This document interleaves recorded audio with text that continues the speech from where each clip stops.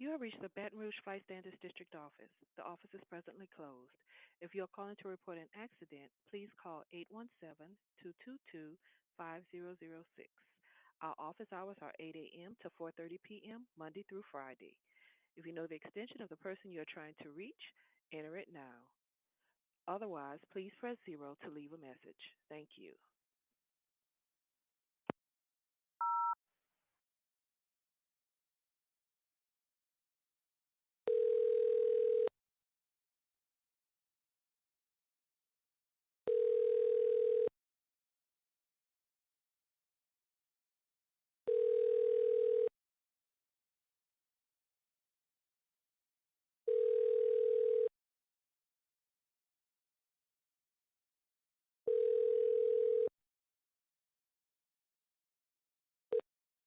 You have reached the Baton Rouge Flight Standards District office. We're either away from our desk, on another line, or it's after office hours. Please leave your name, number, and a short message, and someone will get back to you as soon as possible. Thank you.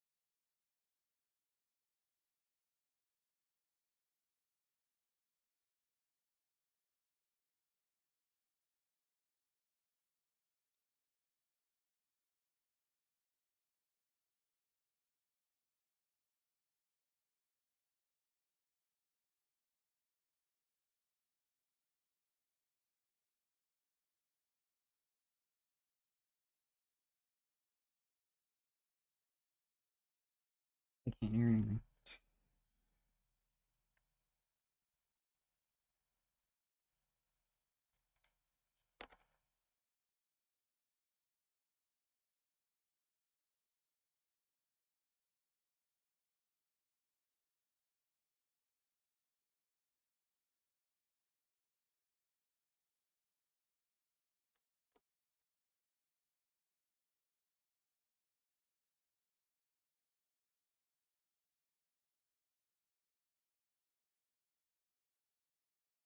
She must not have been by the door. Must have been down the hall a bit.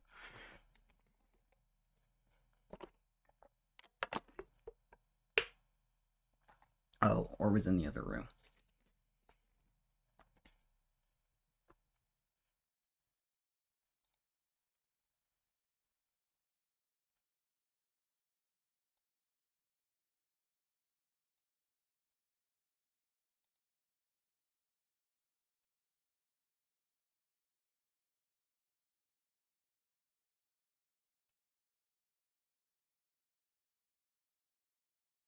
Yeah, that's probably what it was.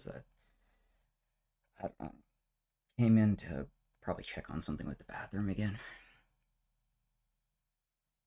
Kind of surprised I was even able to speak with that proximity. Connecting walls, but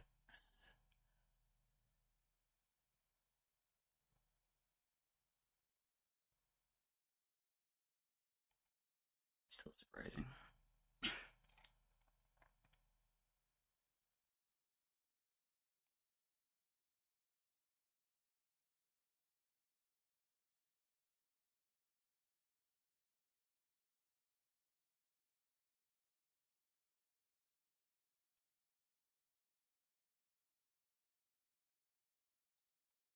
Did I write down if I was sitting at my computer? I'm pretty sure I was almost positive I was sitting at my computer for this.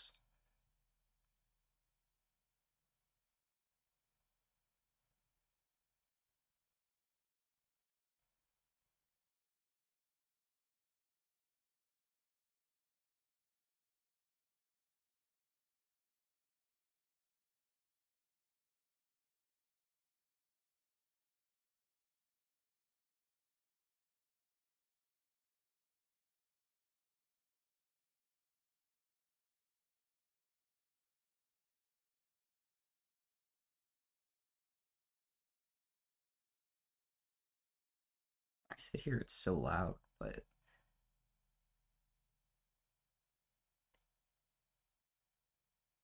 phone really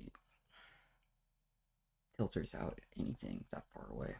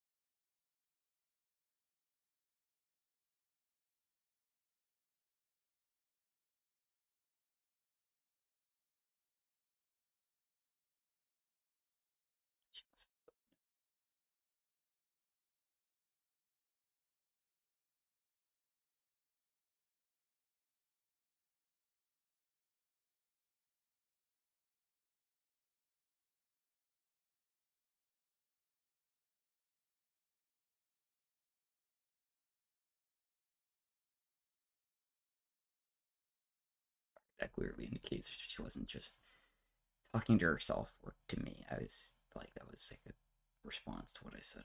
So, and I'm positive I said that kind of quietly, not on purpose, but definitely, yeah, for sure.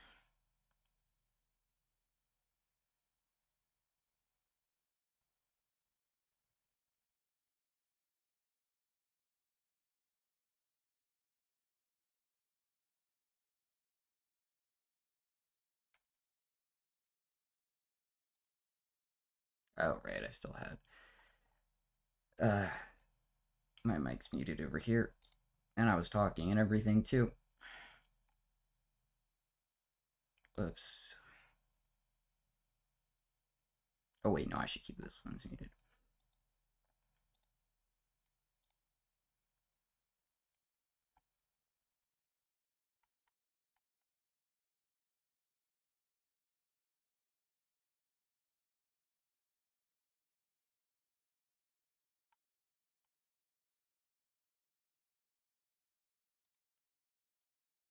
Maybe I will just unmute the mic here.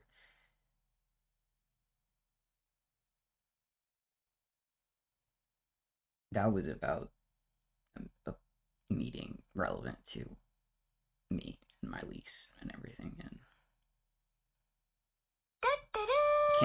can't hear anything.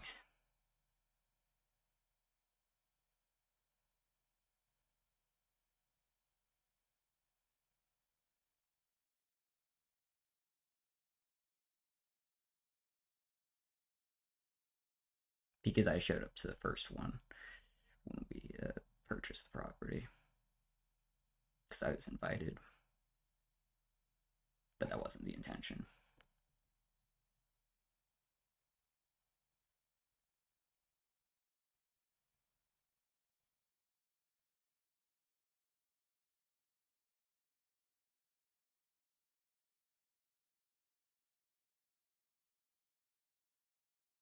Not that it was an impolite circumstance, it's just my first time living anywhere else, and my parents' first time purchasing a property so close to home that they could actually not have to like inform me that, oh, we're going on a trip to Hondo in Alabama or something. We'll be gone for a week. Because 5 minutes away or whatever, potentially. If they're in town.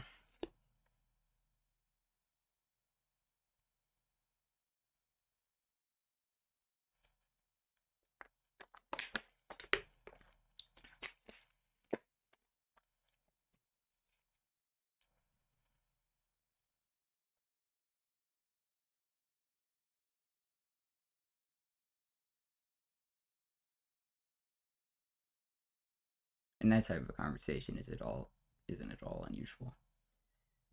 My mother's always had a tendency to speak to me directly about certain stuff. My father has kind of as well, but for stuff like that, he'd probably print something out with notes or something to hand to me, especially if he was out of town or something.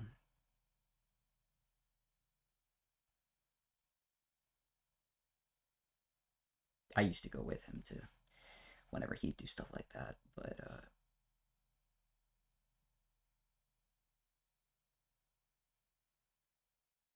once he could trust me to kind of like hold down the fort at home, that's he started just going alone. Next, I was older, but that was years ago.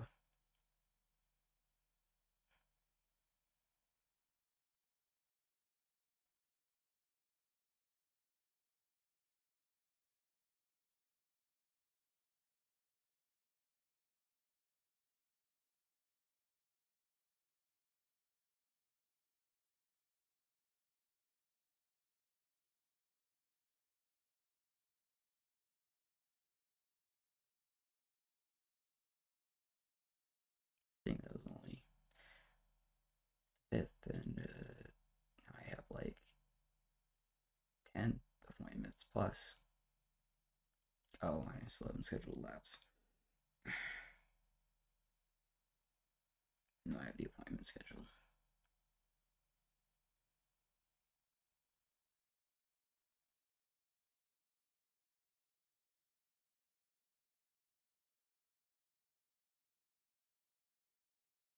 What was even unusual about this?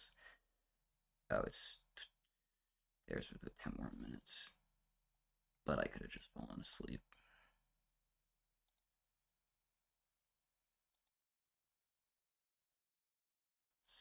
Did I just do this because I needed to remember about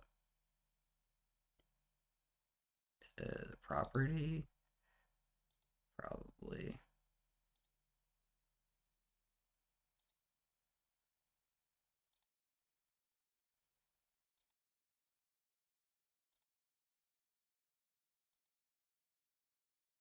Okay, well, whatever. That one doesn't. It's just notes. The notes are important. Let's change that.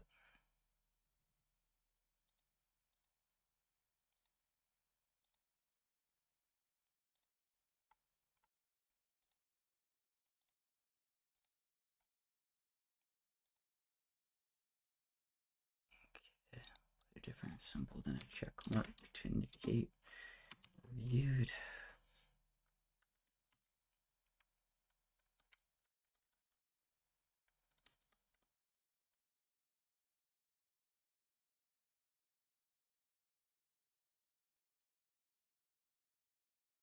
I can only fit one character, so I gotta pick something that makes sense for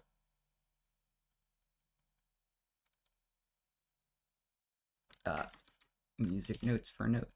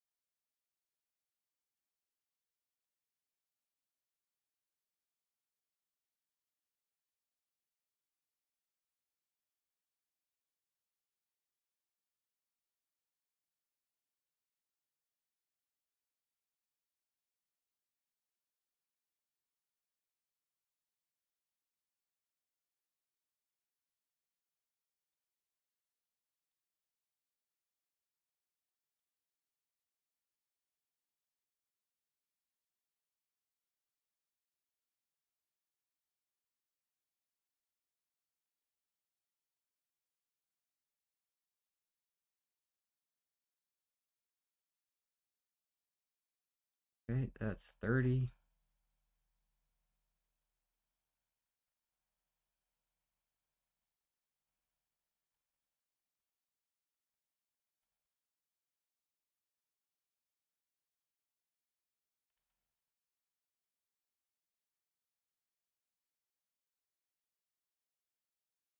This one's really long. But I think I fell asleep because it was stressful on me. And that's typical.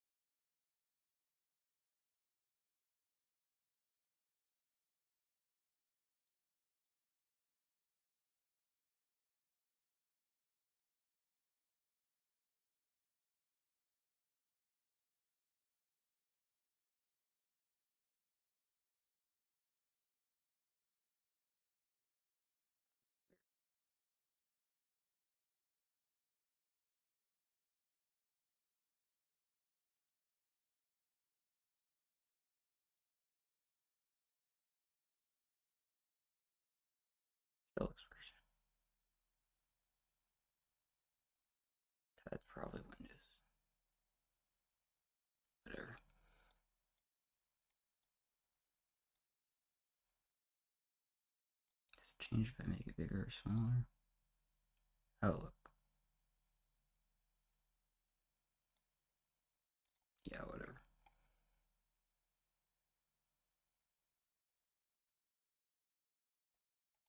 Still plenty, right?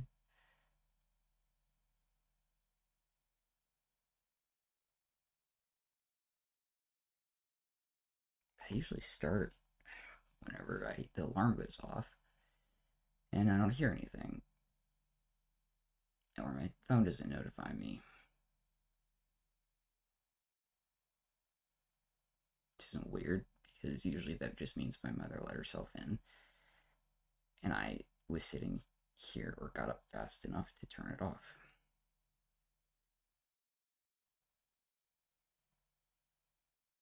The system would always like send me a text message if something else happened.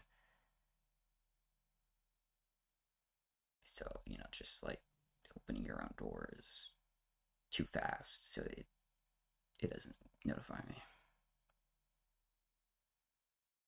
Sometimes until like 10-15 minutes later. Or more. Absolutely nothing happens. Oh. Here.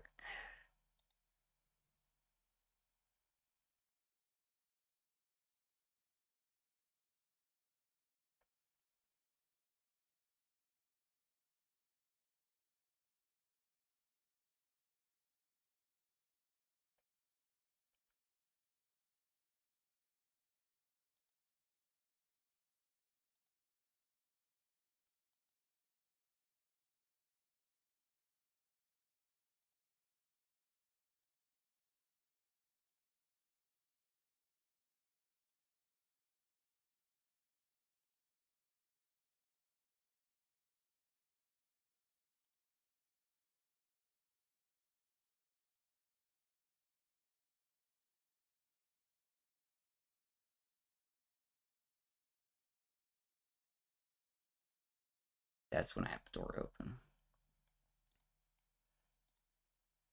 I think. Or I may have just been standing outside. This is 10 minutes before. This must have been some sort of sound update. I don't remember it ever just filtering everything out. No way I can change that either. At least my voice is there, but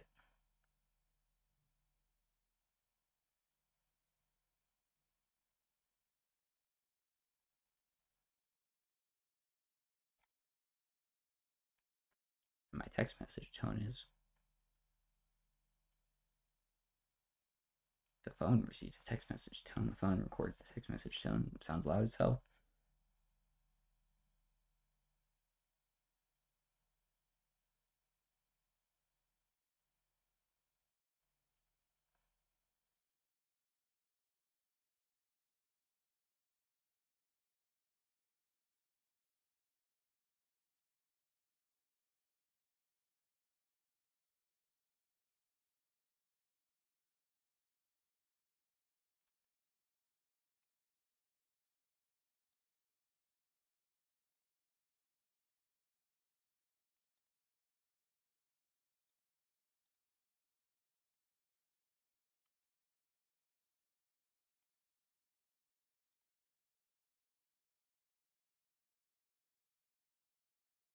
I may have just not realized. I think the siren went off and I did not. I mean, at that point, it's already probably too late. I'm gonna be too, disoriented.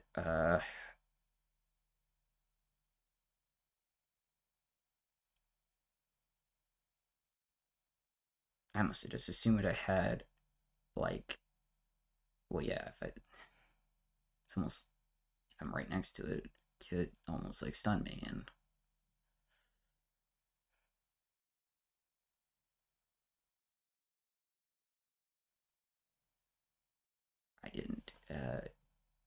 probably even touch my phone for a while. I have no idea how long, how relevant anything is because nothing happens for like a long time.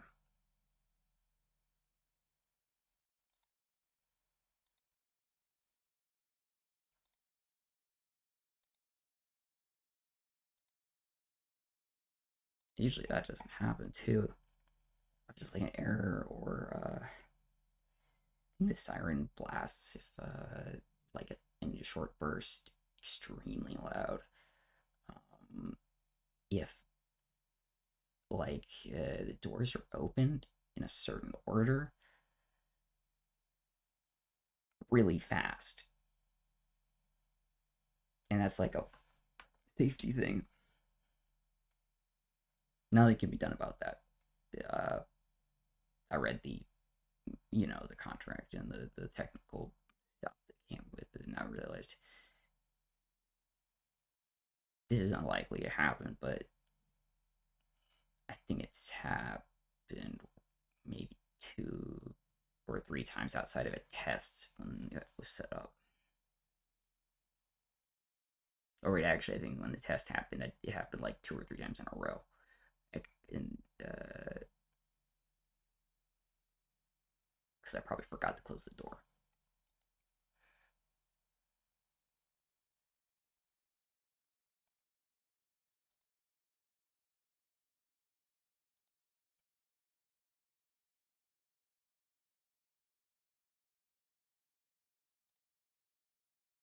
Whenever it was set up, though, I did get to the alarm like almost instantly. That was all I was prioritizing, was making sure I didn't bother the neighbors and stuff.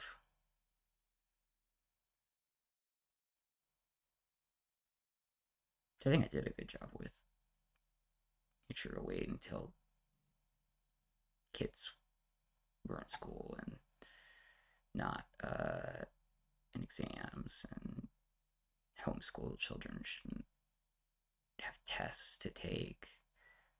I've been, living in the area my whole life, so I know the schedules and stuff for basically every single type of school system. That's all I really cared about.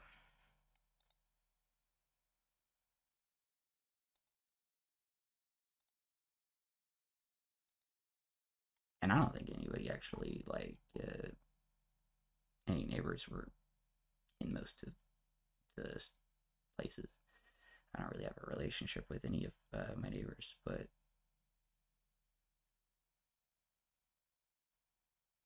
I figure that's probably normal for someone my age.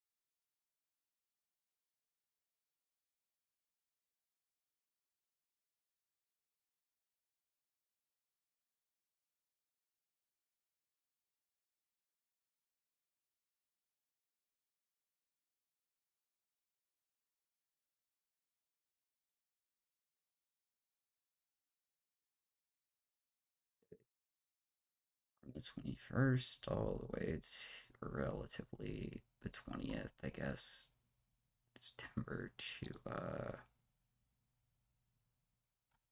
August. It's like it's a month, like each time almost. Barely, basically nothing's relevant. Everything is just myself. But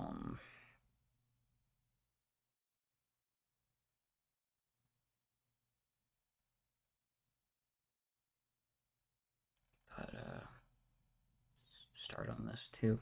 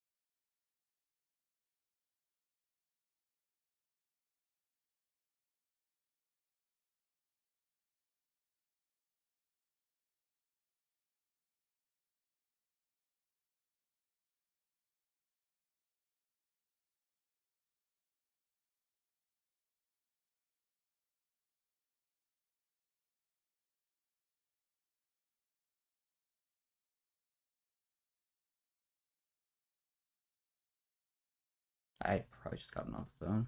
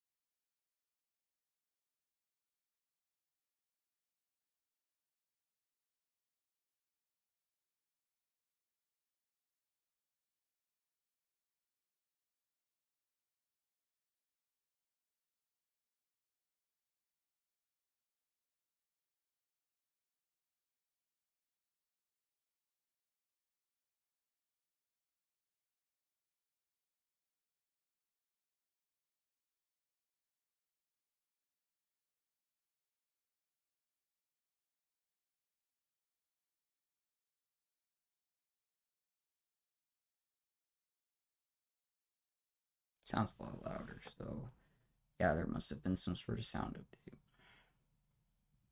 on my phone, I think.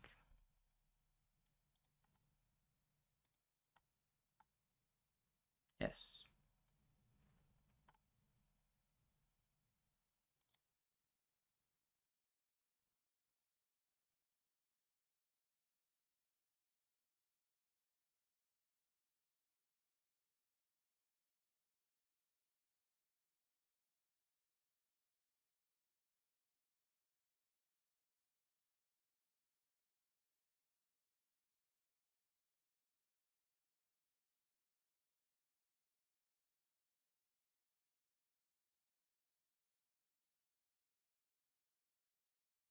I mean, for sure, there's no way I'm going to be able to hear anything. It's not just probably one voice.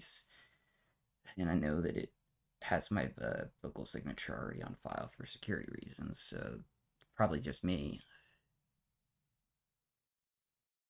from here on out.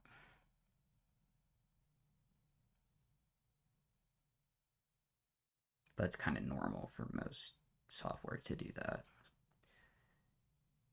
I'm kind of surprised it didn't for so long. I never like opted in or out. I just kind of never downloaded anything to try to do that. It's more like a business or enterprise thing. Or at least it used to be.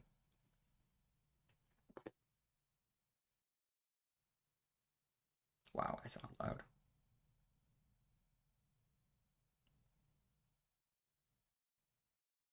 Yeah, I sound loud. You can't hear anything else. Even the background is gone whenever I speak.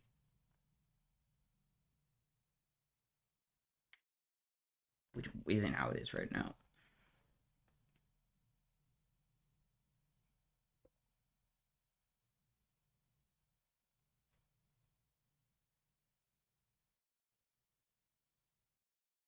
when I speak. Everything else is gone.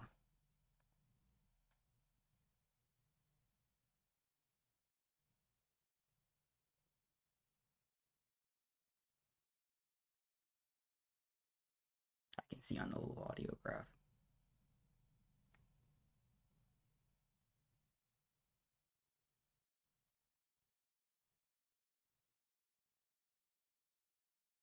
There's nothing else recognized. I think my key clicks actually were recognized, but that wasn't.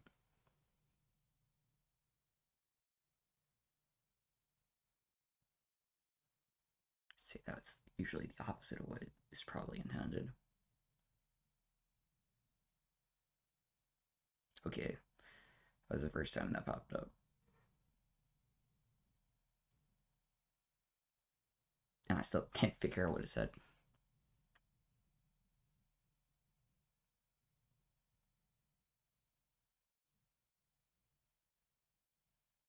I don't know if you heard O, but I heard O, I think. Or maybe no.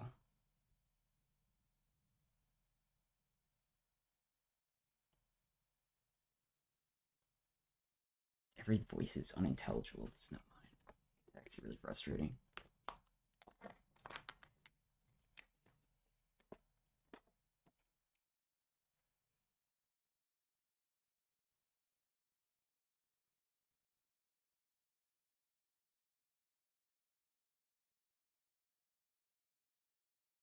I sound really good, though.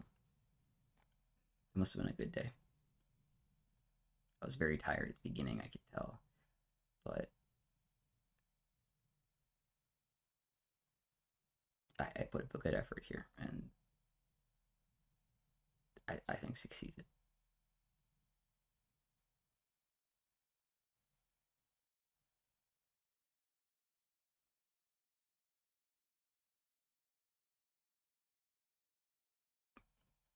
I definitely didn't get to sleep between tasks. I just kept doing what I was doing, and so that I could then just be done for the day, probably. It's usually what happens.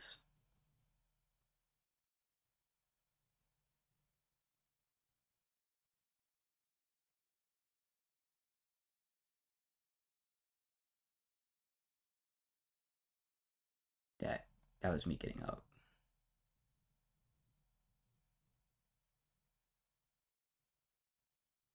Oh, well, that's important to register very loud. So maybe that's why my text tone pops up, because that noise doesn't come from my phone for that. That comes from the little ADT system, which I had already gotten up, so that wasn't even near me. But it is pretty loud.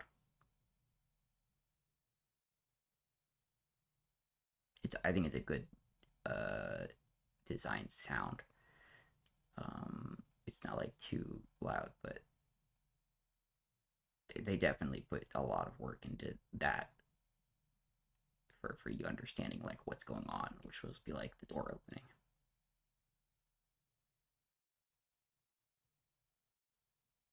I think that's what I imagine whenever I hear that. So that's what I've always interpreted it as. I could just be wrong. And here's where I either stopped doing something, fell asleep, or was standing and staring into space, really exhausted. Because no background, anything is popping up. So I either walked not very far away from my phone, I didn't hear my door open.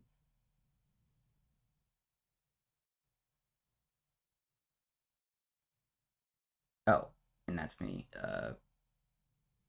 putting my phone down probably from a standing position. You didn't even hear me picking up my phone.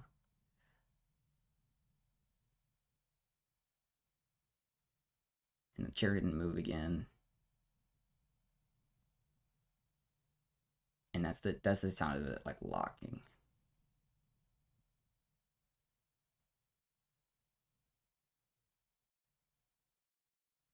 So I'm probably like holding my arm out, like clicking on something on my computer. probably shut is a short, so probably shut my computer down because it's only got 10 seconds left. Then I probably just, yeah, that's me touching the phone, and then I probably stopped.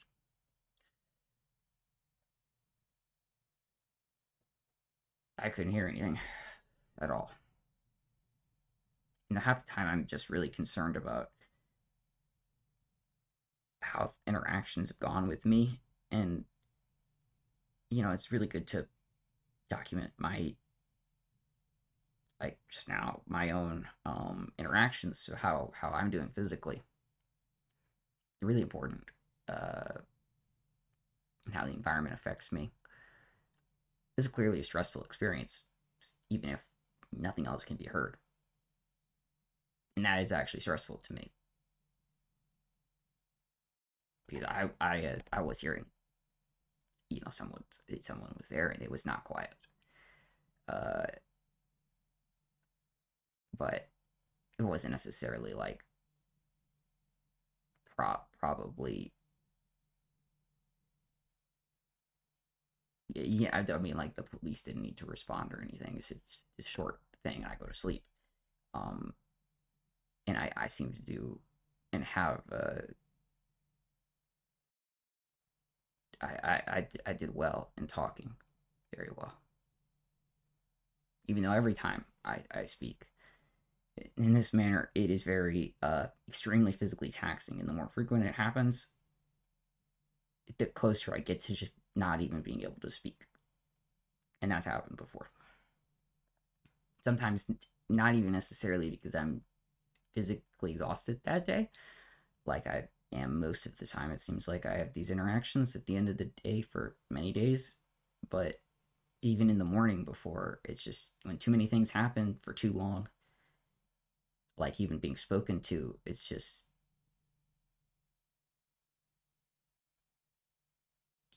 it's too much.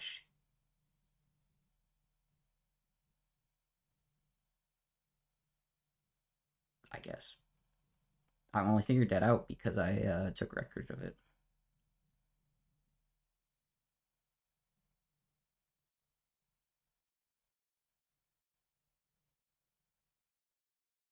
Because other people saw it and documented it along the way without telling me. And I integrated it with my other healthcare stuff. And that helps a lot.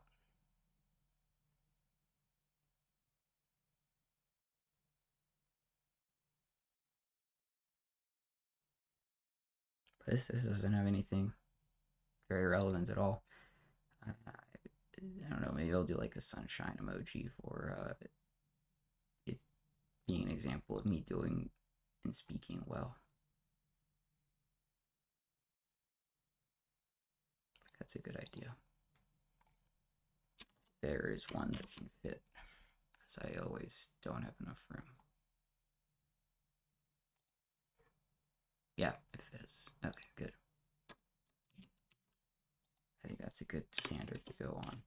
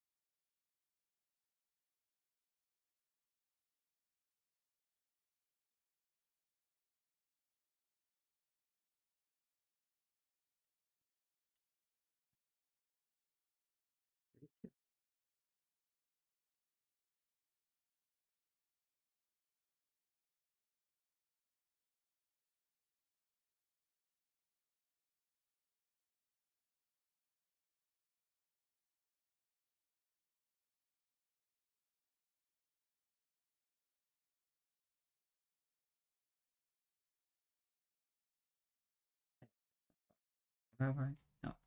Good. I did unmute my mic.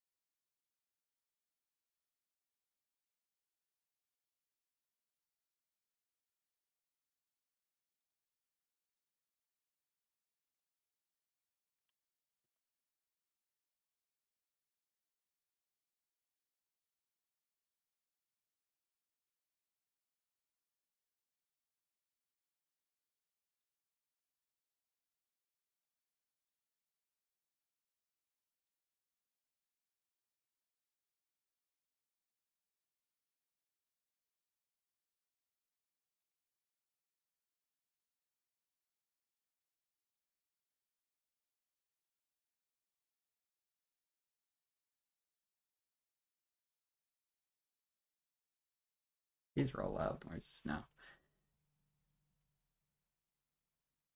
These must be very recent updates to sound drivers and stuff. I know I've been having on Windows, so it's probably been happening on Android in the background too. Because I can hear stuff a lot better in games and stuff recently, like very recently.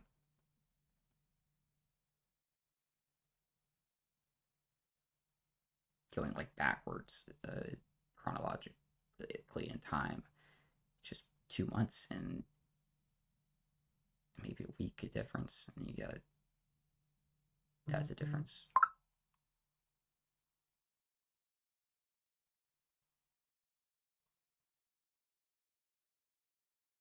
I couldn't hear myself moving around before, so I must not have been moving, or the update happened like between those two things.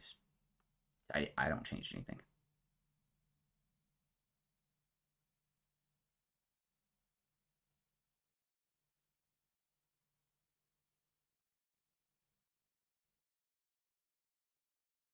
And I'd have noticed immediately if my phone crashed because it was recording in like the highest audio quality possible. So there's no way that changed.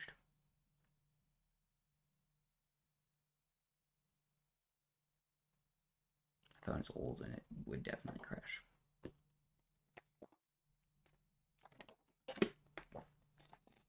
Like 10 years old almost.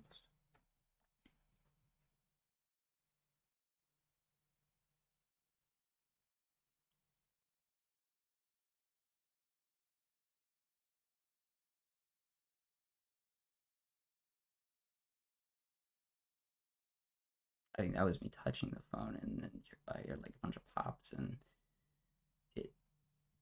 that happened before.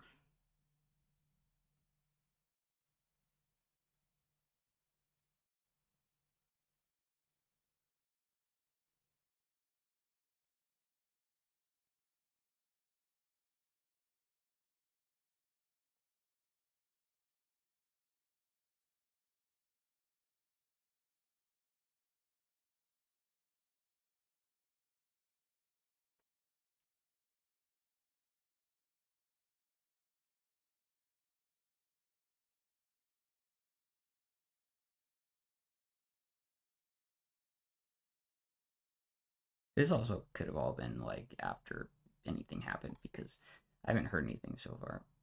It just sounds like me trying to coherently do things instead of staying still and trying to wait things out.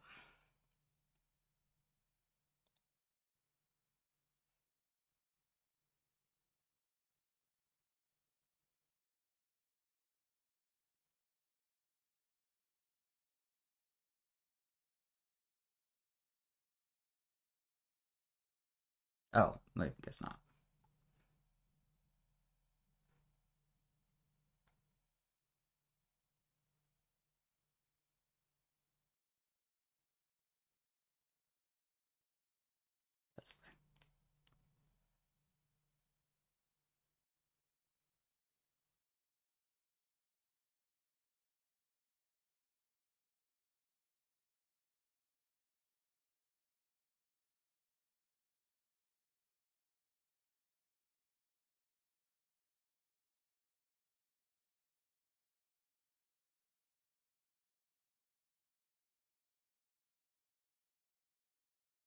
Oh, this is okay.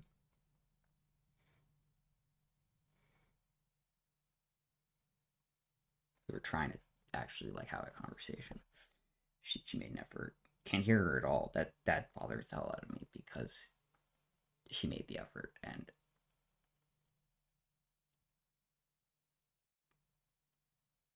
I like to hear that.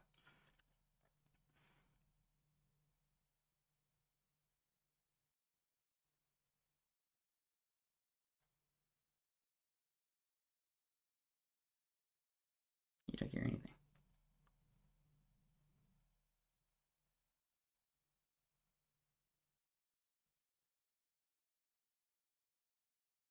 I have that's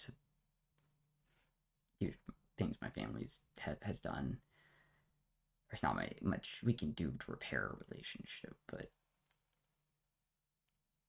instances like this are rare, at least for even part of a conversation.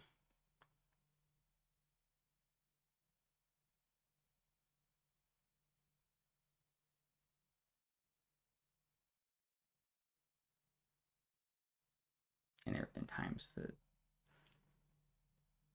that type of conversations, like something happens a few times in my life, and I could have documented it, and I just didn't. And now it passed.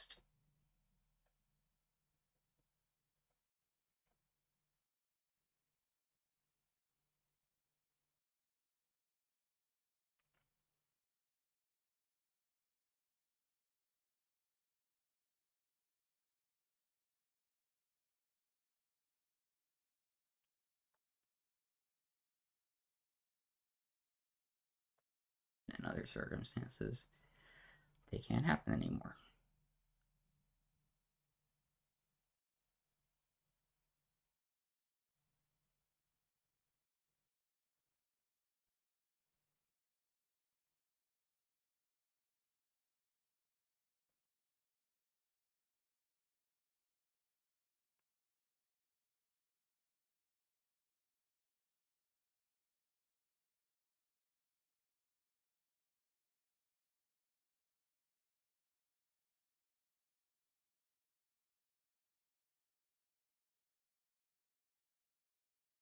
I believe she did really try for the first part.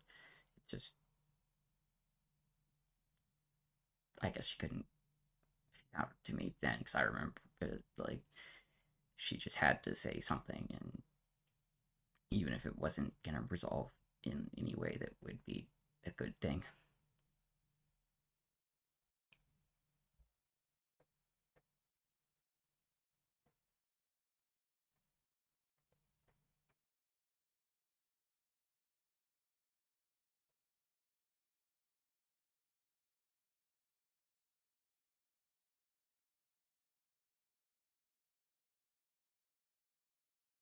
But at least I was able to continue talking. If I'd been in other circumstances in the past, I used to not be able to.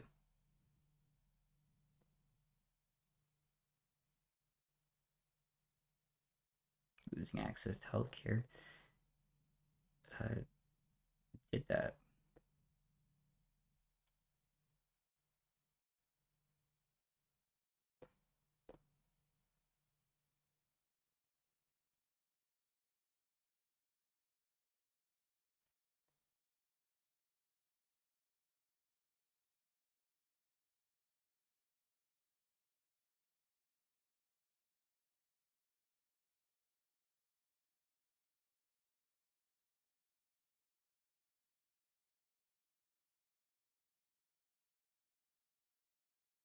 I can't hear the question, but that's a back and forth thing that for depression screening that I guess I've had with her probably since even in the earlier times I've been in high school.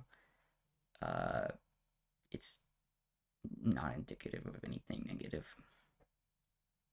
It's just a medical thing that we all dealt with, like, just because it's one of the things that doctors ask you, and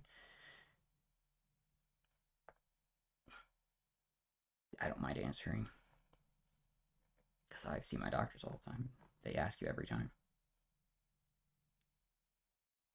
I don't know if they stop asking you if you're actually depressed, but since I never have been,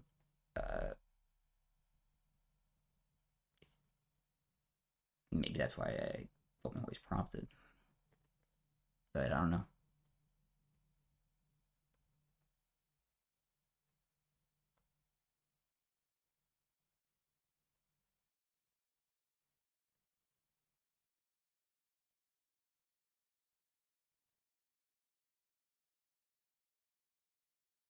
See, the problem there is you can't. I don't know if I just restated the question in a more accurate and just normal way for me to do in an educated manner for something. That's an important context that to hear how someone else says something.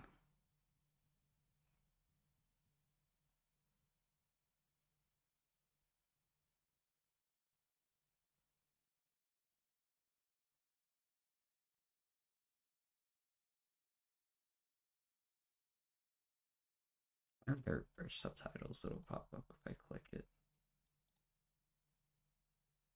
I don't think it's gonna do anything because the sound doesn't even pop up, but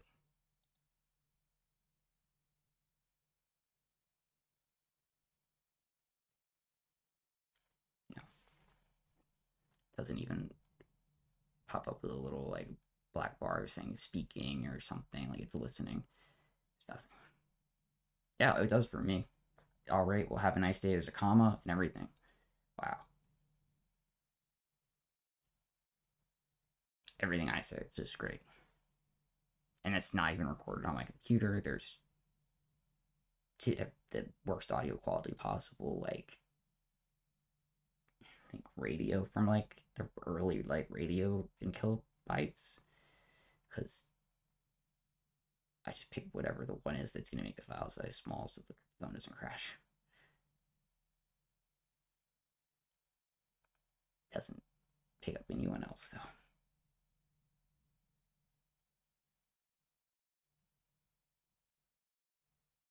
I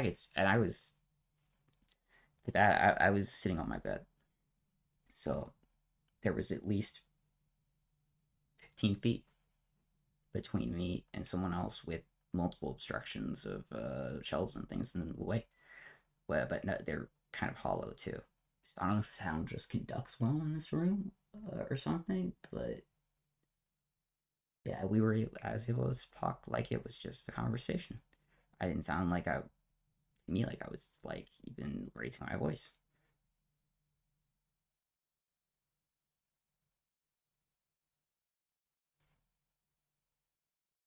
And it's not a lie at all that if I'm sitting down and I'm that exhausted, I'm not gonna get up and try and like physically be present. And after anything, even anyone talking to me, things just get, I'm gonna. It's just how it is.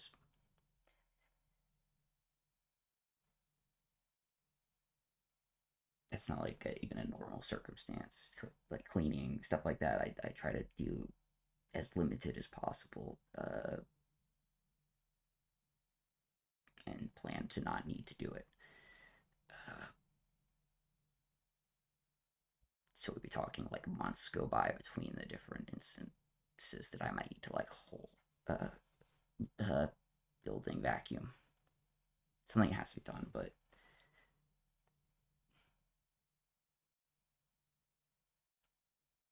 it can definitely be managed.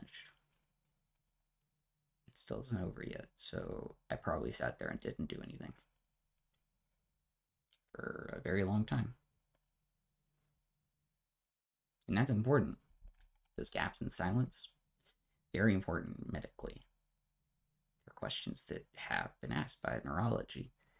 That's what you're monitored for in the short amount of time that they're allowed to in the hospital, in like a special ICU kind of ward that has a lot of different personnel taking notes on you, and you know, they basically take a bunch of residents and fellows and they like debate like individual things so that like a workup can be kind of done, um, based off of like all of their deep knowledge on like pauses and things like that when they know the patient has some brain damage, just to make sure that it's all ironed out.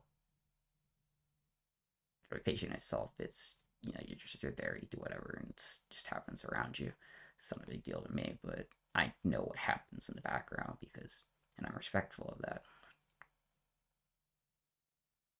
And like that pausing there can't provide circumstance that they may have ever been looking for, of me being exhausted before I get there and it being a stressful period of time, because then the test wouldn't be performed because it's a great expense.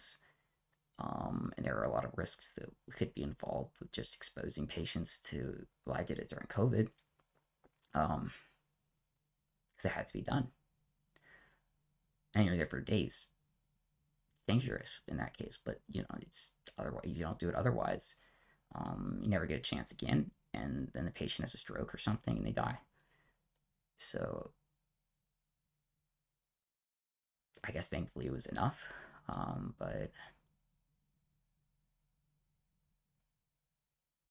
the very first time I did it, I guess before COVID, I had to wait to finish the testing because maybe I don't know exactly, but I could just go completely wrong because I was doing so poorly with my epilepsy and things that because of other surgical things that hadn't been solved and falls and stuff that would happen, other surgeries that I was recovering from, that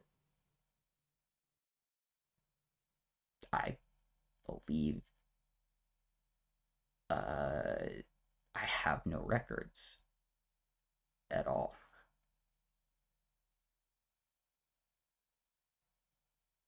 I wasn't very good about keeping the records. This is my way of keeping the records so that I can look back whenever that time period comes again. Because that's what's gonna save my life if I need another round of chemotherapy or something. I was on a new infusion right then, but I know it's up to me to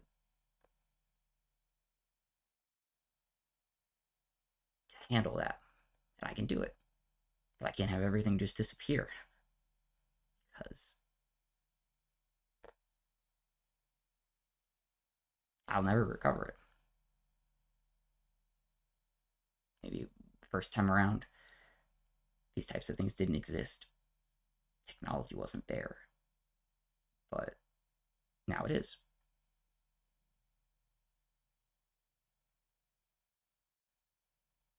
And a lot of kids, they died because of it lapses of time that would go by before the parents could handle things with their kids, and that was those are for the good cases that with like family involvement and stuff.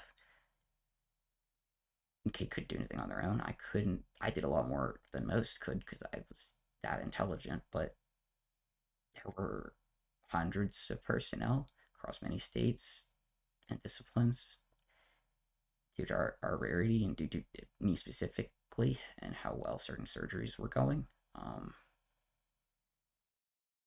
that's what it takes to survive. And I was taught, that's why I had to make sure to take notes. They showed up and taught me how to take academic notes through this weird note taking process, like in person. And I had to do it a few separate times because I forget how to do it due to brain damage. I wouldn't be there, so they'd have to come back. I knew they were coming back, but they had to come back to do it again. And it was some sort of writing on paper, and then the paper behind it would have like a copy kind of, and it looked really old school. And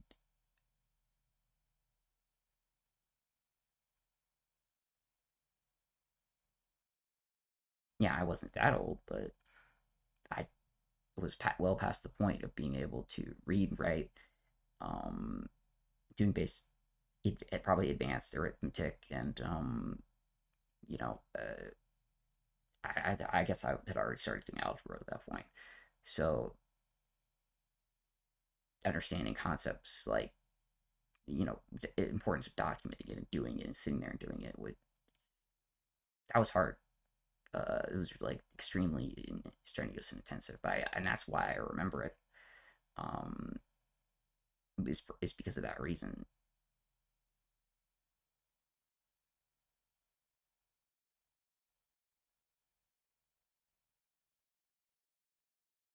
But I know the copies of those are gone. They just got lost.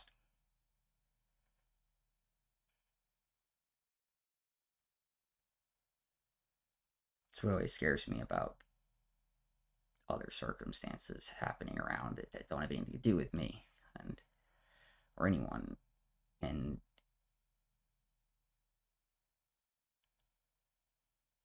then like an older archaic kind of holdover court process doesn't even know that it's being used in like a clinical context, and then a bunch of records are purged, and the records are the originals, and they're probably the notation for like recovery from like brain damage, and then it's gone.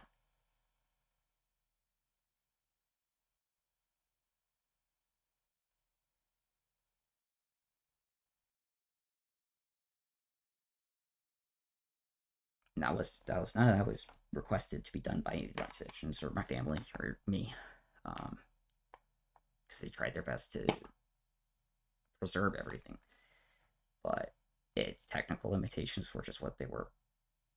It was a long time ago. That's the type of thing I wish I could have recorded myself. I wish I could have been old enough to understand that I should have asked.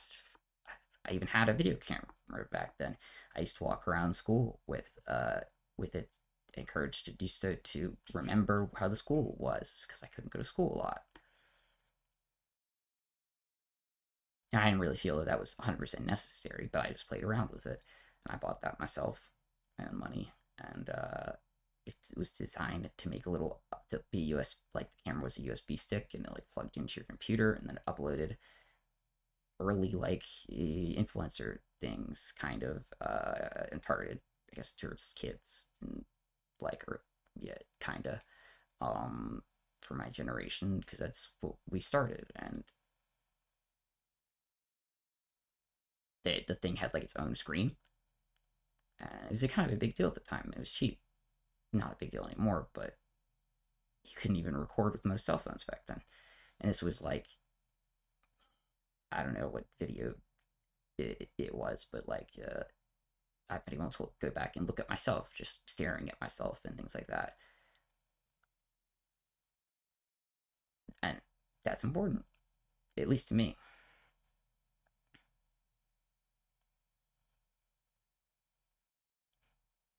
I don't know if I had that camera at that time. I probably did, and I probably sat upstairs, and I didn't go upstairs because I couldn't physically handle it. I'm not sure. It's kind of the problem. But if I had been old enough to just be prepared enough, and I had been hindered at all, which I don't think I was back then at all. But to modern day circumstances are different. I'm an adult, and uh,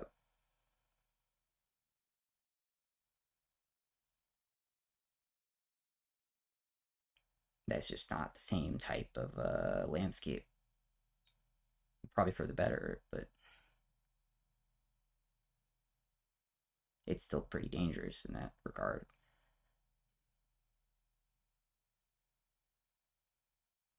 Physically recording myself having been through those things would have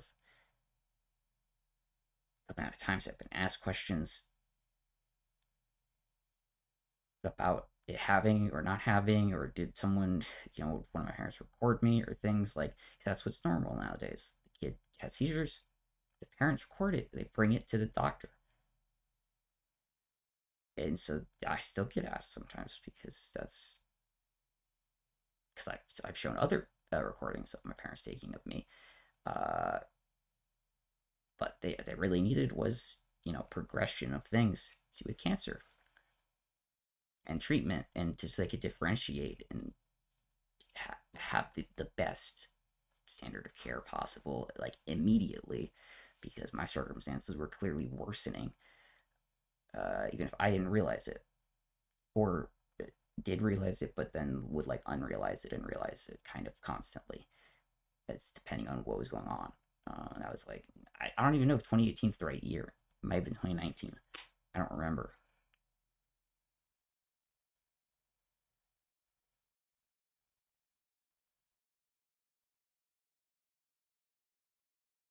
I know for a fact there would have been gaps of months between me actually talking to most people, including my family that lived with me.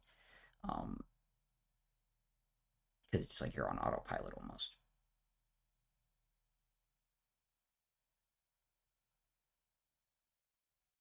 As like you wait for surgical things to heal so that maybe, and possibly like so that I could get medication filled so that things could be fully covered.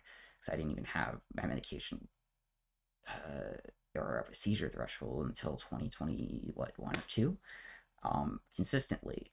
And there has still been times where it's been difficult, but I've got a very solid, not only because of me living on my own and only because of where I live and the effort put in, not just myself.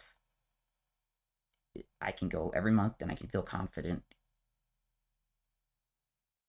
I'll have my medication. I'll at least have a certain level of wakefulness and seizure threshold that I won't have otherwise. That's such a huge deal in case something else also occurs. It's been that I've seen it. I've watched myself. I like have that and not have that, and getting a cold, huge deal. It'll mean my ability to actually like read my mail instead of it piling up for an entire year. Because I'm just that slight being down is enough.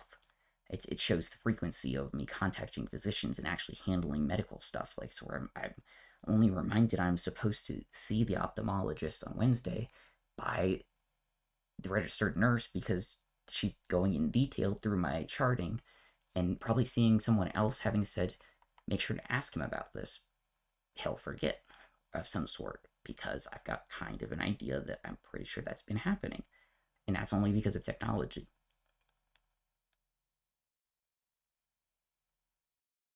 That like literally 20 appointments go by and across a lot of different physiological subdisciplines. And they write stuff to each other, and if that just goes away, I don't think it's ever going to come back. It didn't exist before I was of age, I guess, and not because of that, but because of technology. And it goes away. I don't know. I think that's it.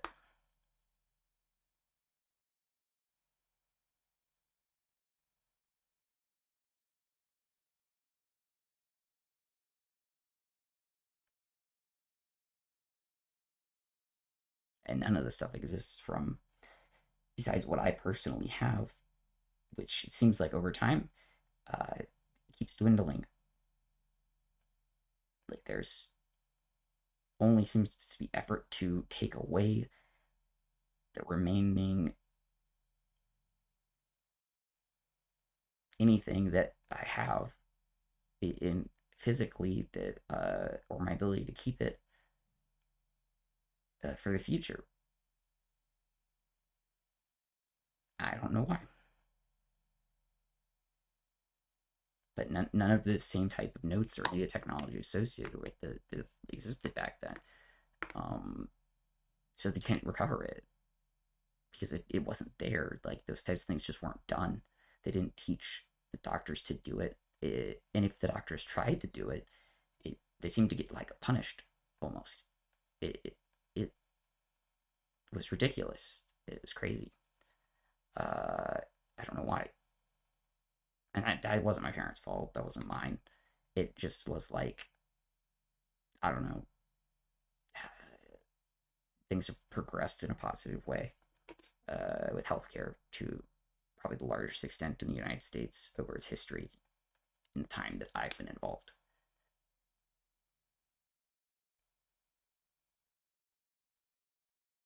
So I don't know why it was the way it was before, but even in regards to like just physical, like pen and paper, it just was.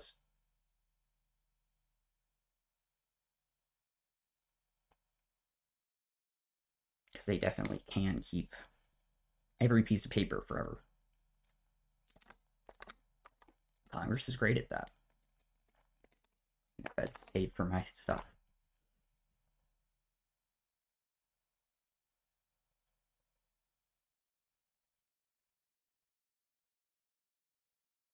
It was very frustrating to know for sure that on like a lot of different effort made, it, it wouldn't happen for anyone else because because of the circumstances,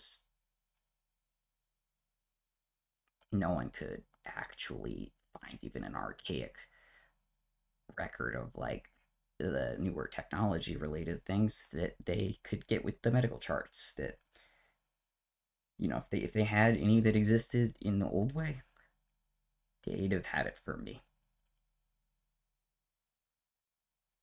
because they made them back then. They just stopped being there, and there wasn't like no one deleted them.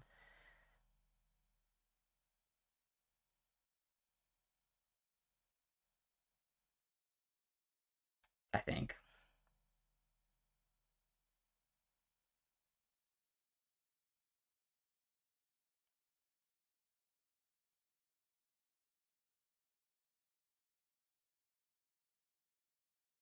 It's just that would not have made sense. So that's what I believe, at least. And I'm probably the only one who could make a call on that because of how it works in the United States.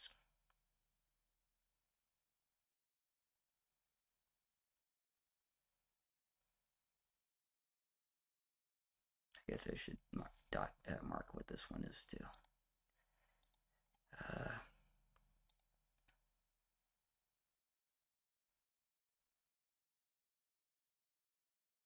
I'm not gonna rewatch it. I don't know.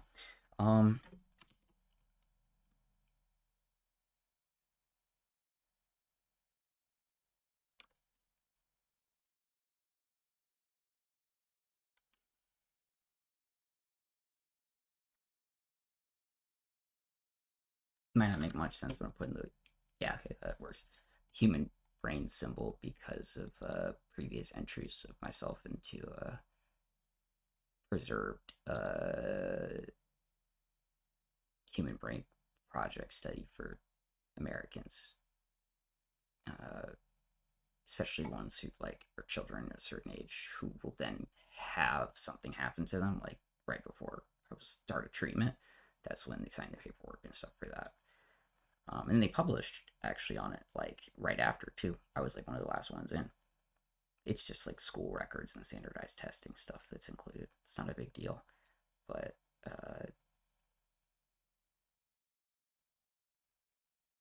that's one of the only pieces of peer-reviewed literature that I can actually pull up and be like, this was one of my earliest contributions as a patient.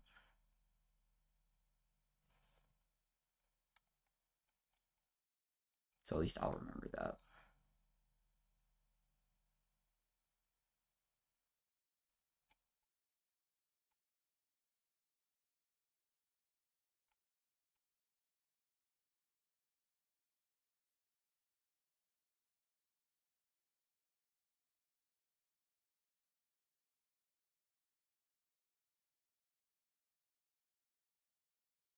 So it's medical. No, it's not. I don't do a very good job of that either.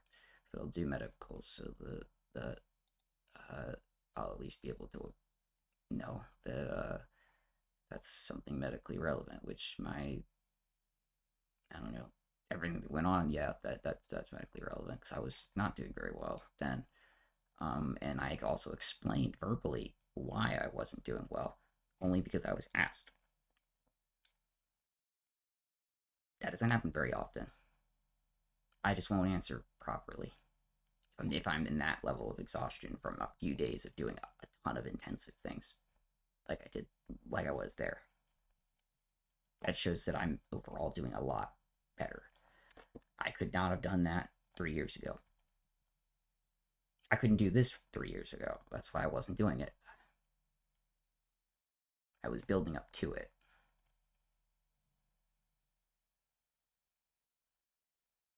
There won't be anything else if it's gone.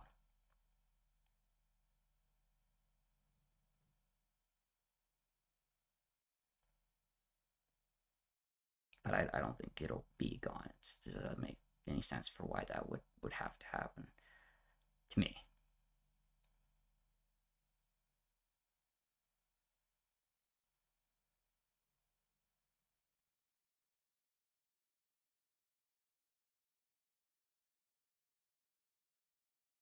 But a lot goes on around me that I don't know happens.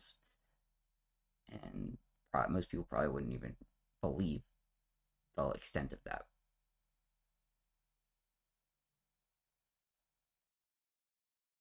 And that's been like super dangerous before.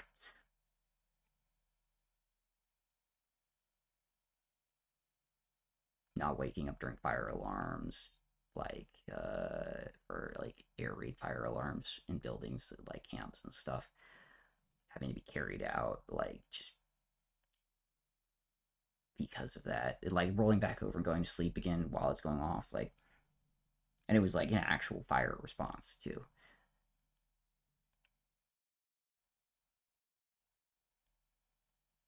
And it wasn't like a fire that got me out. It was like an up here.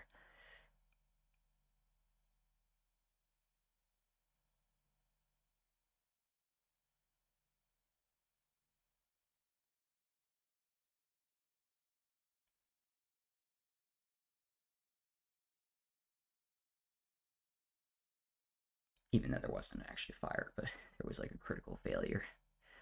And that's not the type of thing that would happen in a residential home.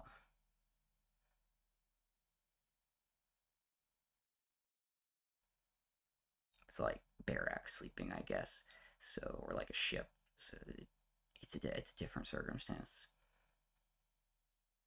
Anything goes wrong, and like you have to treat it like everything is going wrong.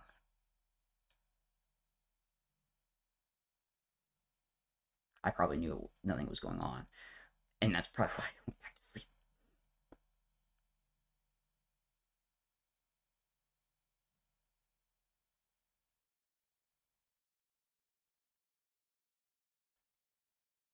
Wait, did I miss anything else on this page?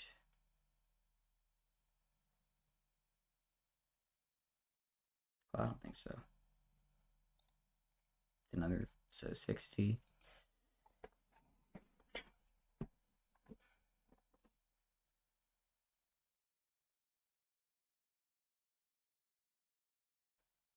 It really is all it takes out of me to. It's gotten a lot easier. I've gotten physically healthier to correctly document everything, so I even know what goes on.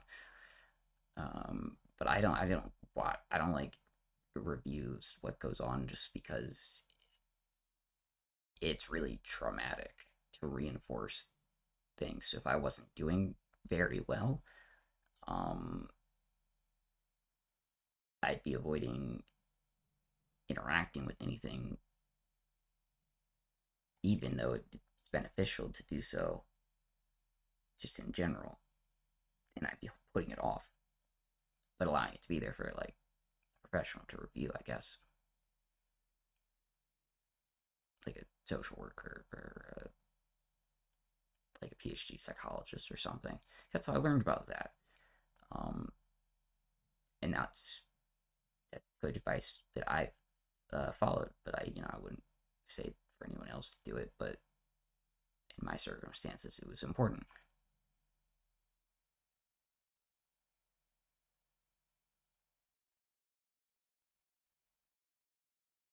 And before I ever heard that, I used to be afraid to even document what was going on, because then I see it again in the future, and I didn't know what would happen because I hadn't experienced that kind of a circumstance before. Things hadn't gotten that evolved with behavioral health, maybe, or maybe not even that, 'cause I didn't understand that. I still don't really understand that. I'm a lot more educated on those types of things, but, 10, 12 years ago, I was basically given, a very intensive, you have to know this because of changing diagnostic structures to you, potentially because of the DSM-5 being published and stuff, even if it initially didn't actually involve me. And they kept making changes until it kind of did, and that was 2020. But that's how big of a thing that was. But I think the right term would kind of be behavioral health in general, because it doesn't indicate a diagnosis, maybe. So I'll probably just allow myself to not get up to date on that, because then I can remember when I learned in that context, and that helps any physician asking me in case it's ever relevant, because it has been asked a bunch of times, but I never had a diagnosis to tell anybody. There was no family history still, and but because my proximity to things is too close, no one ever would answer my questions whenever I just asked, please tell me about a diagnosis so that I can understand better and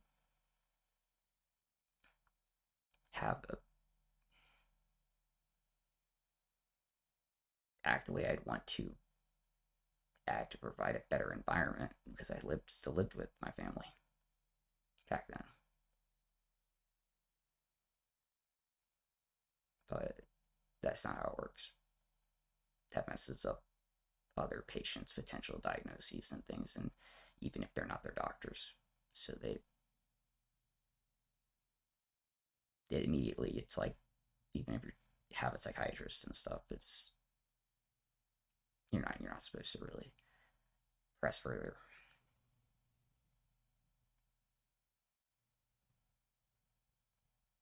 But the biggest assistance with that is not living together, I guess, and for just time to pass, even though that was really rough back then, because I kind of had a feeling that I would only have that first freshman year of university to do the things I'd ever wanted to do physically with family that most people just do, just because my cancer and everything else, because I had switched from high school to LSU and had time that I thought that if I could, do something then, it was then, and it would be okay.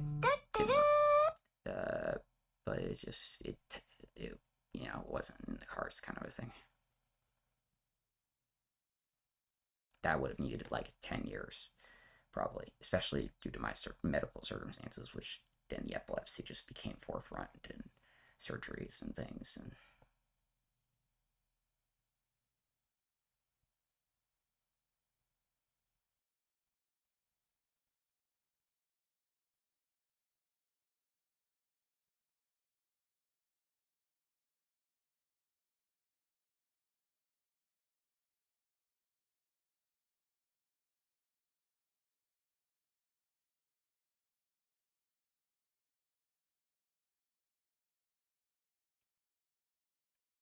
family was able to accommodate me, my health circumstances, for immune system to attend my grandfather's funeral, but I still didn't have most function of my right arm, so I couldn't be one of the people who carried his casket. My elderly, just recently deceased great uncle took my spot.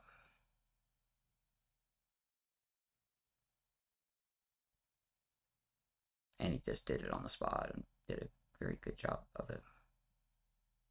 I walked to the side of them. I couldn't put my arm in my jacket because I had just life happens, and they had to plan surgery, and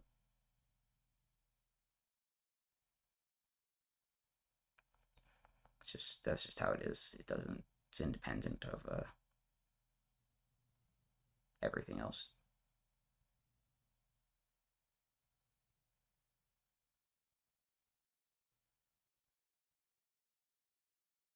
Before I injured my arm in 2018, I could have done that.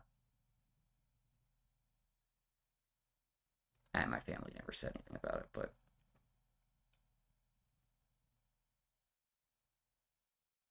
no one blamed me, or anything like that. But it was just kind of one of those.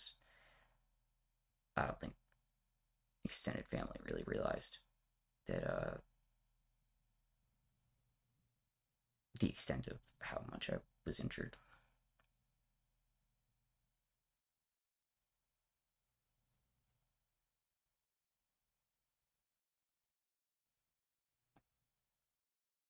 I don't even know if I had medication at the time. I probably did.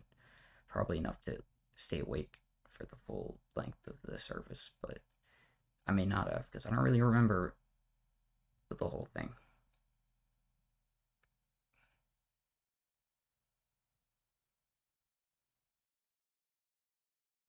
And I do remember services that I've been to after.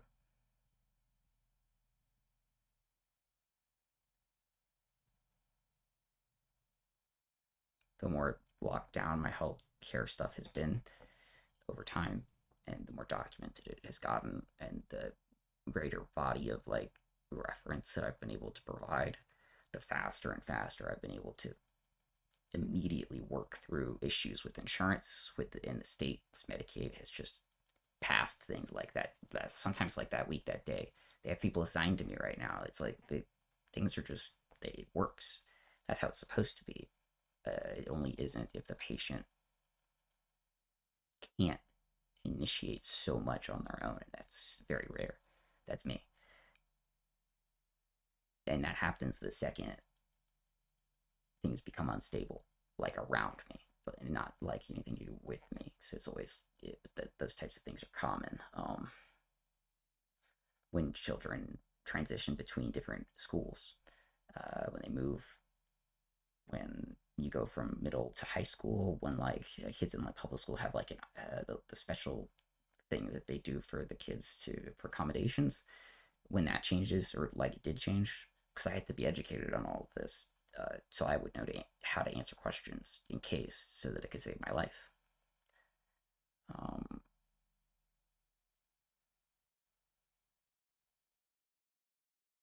And it was you tell the kid, teach me something once, and probably it was a multi-stage lecture over hours, as an emergency in between surgeries, and then done afterwards to make sure that I still retain the information. And then someone flew out to probably do it 2 or 3 times in person, between states.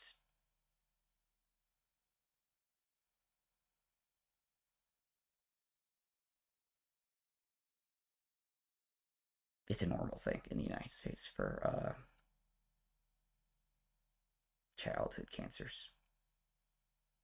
It's a good thing too.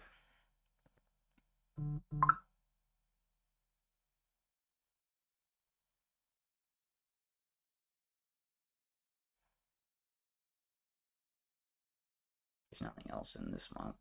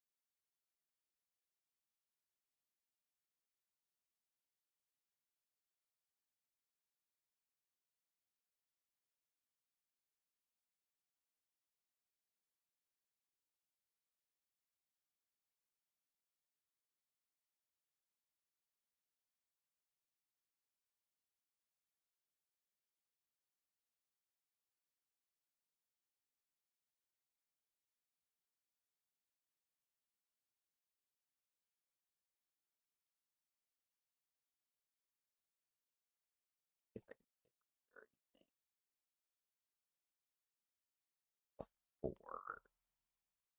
August, late August, I guess. Whatever software change or thing that I didn't change because I don't change the developer settings on Android, so for sound. Um, and I have nothing enabled that could be accessibility due to that being another process running in the background, drains your battery, and I don't use it. Don't have hearing aids.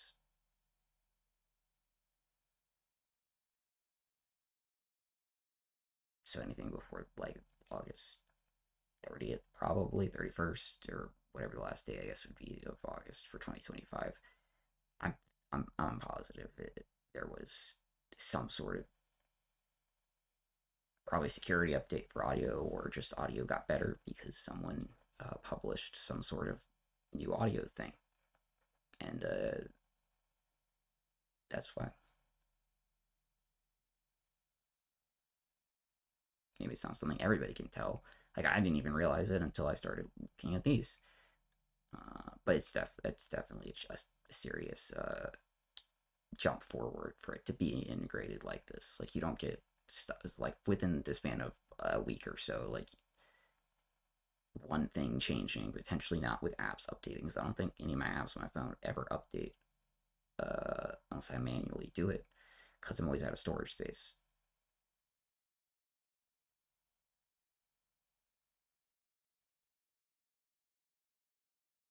So it's probably just a security thing, security update, whatever.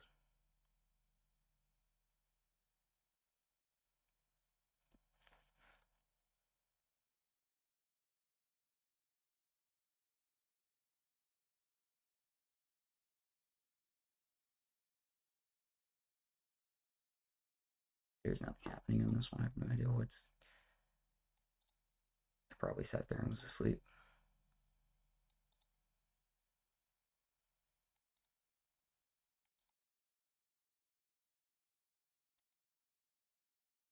Maybe I sat there. Yeah, I know I sat there and then I came downstairs later on. I remember.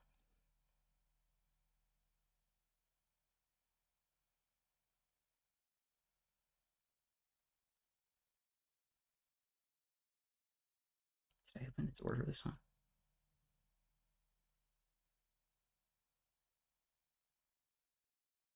Oh, the door may have been open. It may have been in the hallway. I don't know. Oh no, I I was on my bed, I think, or went to the door or something. I don't remember, and there's nothing that was picked up by the audio for like the first entire time, so I definitely wasn't in one place. It's totally possible that I was so out of it that my door was open. I didn't recognize that fact, and probably was like back. I didn't. The alarm wasn't heard.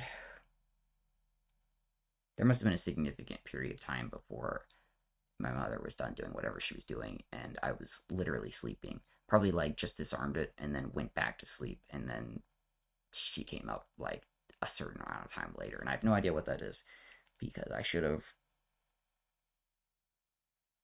if nothing else, to track time, started and then recording, and then even if I fall asleep or whatever, I can for hours and hours and hours, which has absolutely happened. It's happened to where I've woken up over 20, 48 hours later.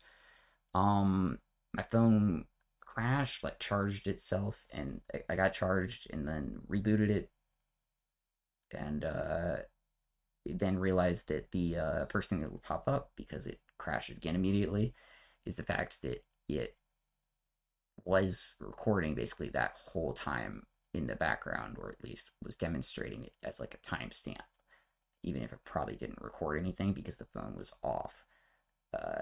It like had a stop and end time would be for the file size still that whole time period. It's just probably inserted white noise or nothing for that whole period because that's just that says text. That's text for start, text for end.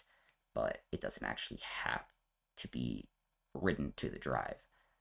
It just has to have the start and stop, and that's why I use the lowest quality possible, so that it will, because the earliest types of audio that were created don't have a lot of the same ability to like have other data things with them, and I'm not an audio engineer, so I know enough about it to know that it exists, but it's so simplistic, it voids like the computer's interpretation that there should be something else there, so your phone won't actually run out of storage space, things like that.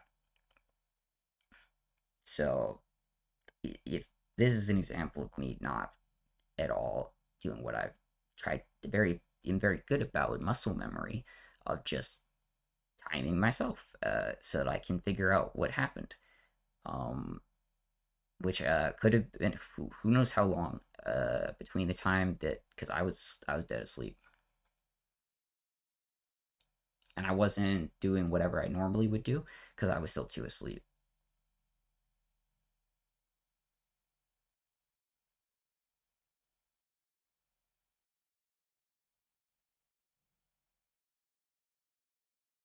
And I probably didn't really respond coherently either. I can't hear anything from her, and I'm probably talking to her, and my phone's probably not near me.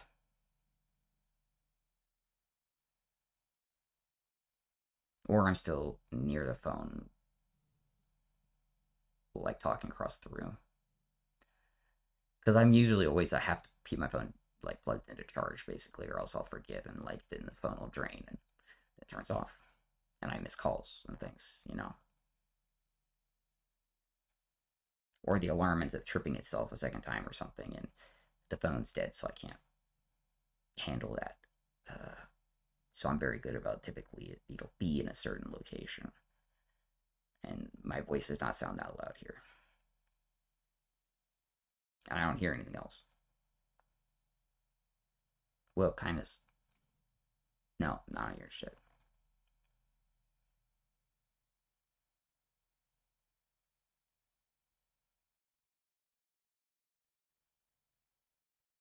And I already don't trust like my answers to be able to interpret like what anyone's asking me. I'm clearly just too tired. See, I'm answering like myself like 2 or 3 times in a row.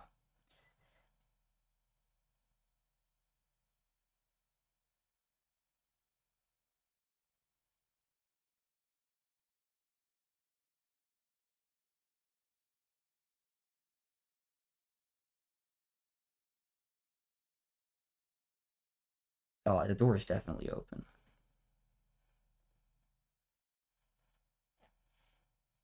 Wait, did I like take notes for this? No.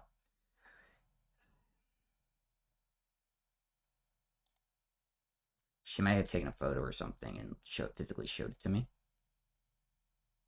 because that was clearly like a much more coherent response. You could tell with my voice.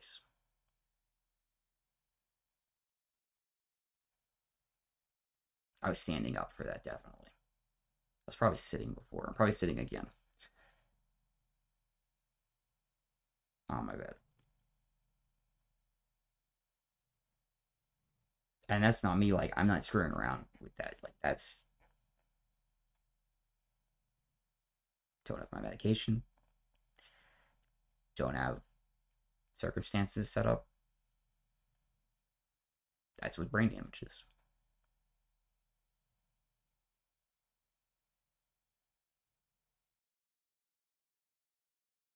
That's why it's so difficult to recover from things that you don't have control over. That's why it's dangerous.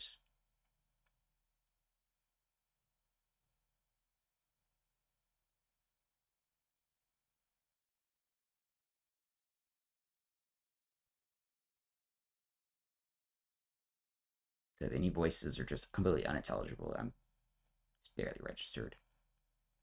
Definitely not going to pop up on like an auto dictation. I'm really like shocked if anybody could actually provide me a transcript, because I know I've looked into professional options for that to pay for, just because years ago, this was even worse. And I really needed back then to have something in writing to review for myself that was on paper and print out and show my doctors, and because things were so bad.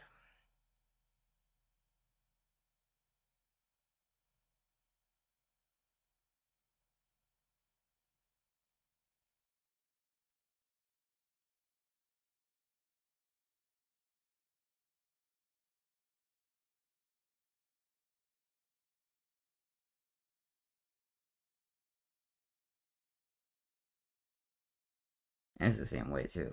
They didn't change the website.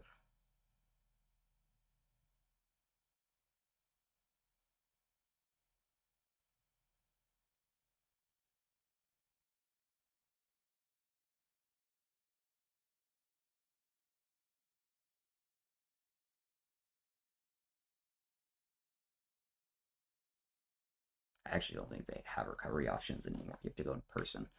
That would be such a pain. I'm glad that hasn't happened.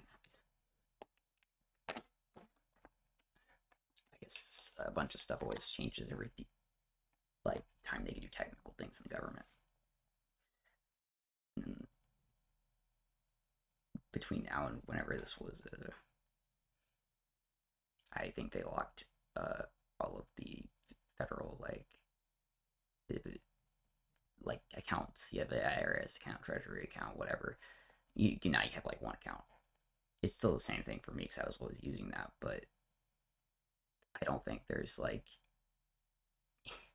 I don't think you can get I don't think there's two-factor authentication or anything like there was in the way she was probably asking me, because they hadn't done anything for my father, I guess, or probably for herself, because they hadn't met the age to really look into it.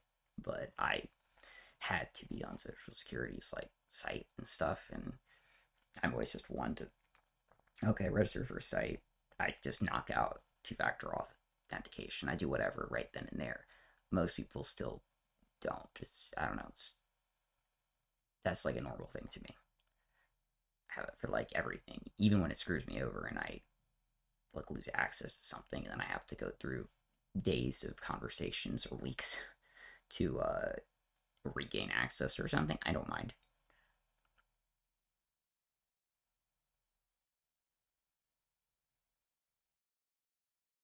I'd really mind if someone did it intentionally. That would not be okay, but that's never happened, so I don't really think that's a possibility.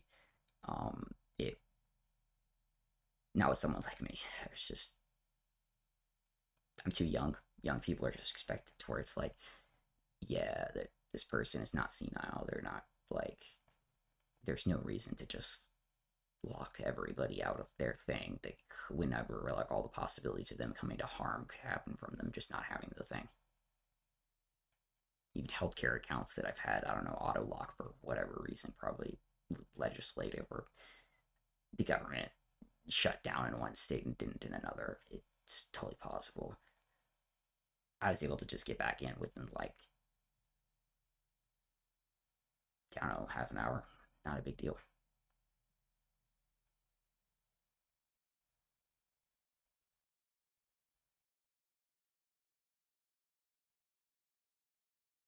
But I still remember not even just 10 years ago in high school, having physicians shocked that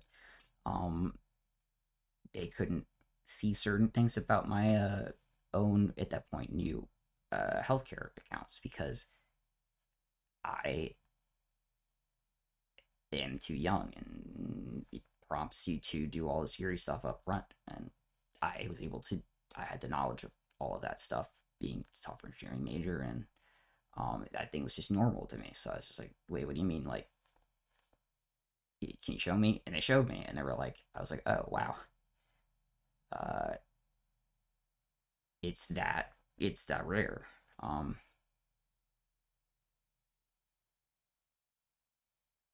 And they just fixed it so that it wouldn't actually inhibit anyone, because I requested that to as many levels of IT as I had to it was just a process to go through. I was probably one of the first ones that they had to deal with that with. But that's how new technologies work.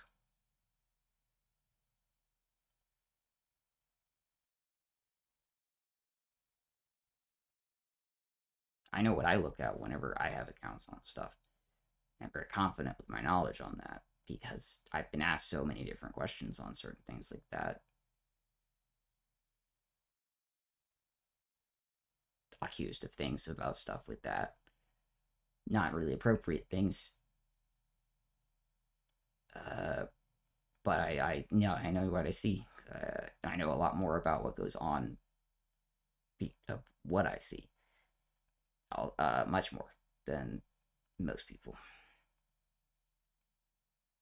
The IT guys usually talk to me directly because they know they're going to figure out how to do their job the best, the fastest that way, rather than potentially doing it another way.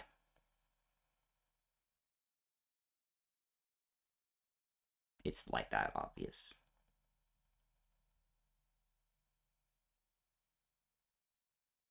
But that doesn't mean I know what goes on with other people's stuff. Never seen it. And I used to handle most account related kind of stuff for my family and was very kind of proud of the fact that I did, but relationships aren't that great. So, and they're not going to improve to where it would be appropriate for me to do that. I don't believe.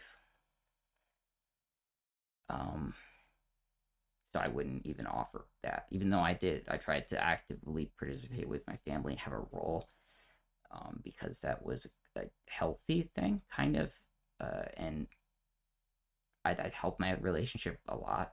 And started like building it up for the first time because there wasn't really much of a relationship before. I did dying child cancer, and it took so many years to get to the point where I could even do the things I had been wanting to do, or that didn't exist before because I didn't have the physical ability for it to exist, and that that shows up with this too. Like being spoken to about some things because I guess even if I can't hear it here for my answers, I'm still kind of being leaned on for questions about like IT kind of stuff.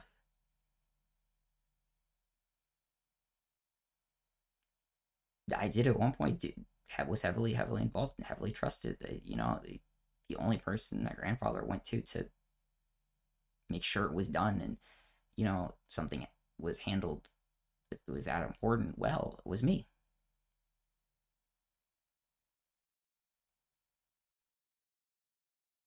And he knew when I was doing it that I would catch anything that could have been wrong, just in case. And that's something you do have to watch out for in certain circumstances. It's important. But no, it was handled perfectly, and it was my first time looking at it, and my only time I've ever seen that because I don't have that same structure. And I have no idea what the structure is for anyone else. I don't think it's uniform. I think it's individual people moving pension plans around, so it looks different for everybody. From what people remember back in the day, maybe they went to like a bank or something. It's just things have been so different, even from like not even one generation to the next.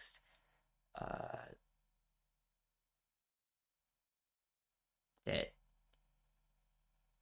I only knew what I was looking at and how there wouldn't be issues in the future if something were to happen and someone didn't have such intimate knowledge of their own family's like history and things like that, because they were taught it for that reason. That like things would still be fine.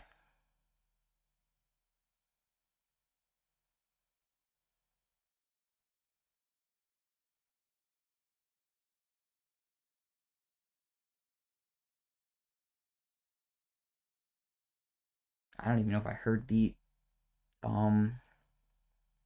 ADT thing go off again.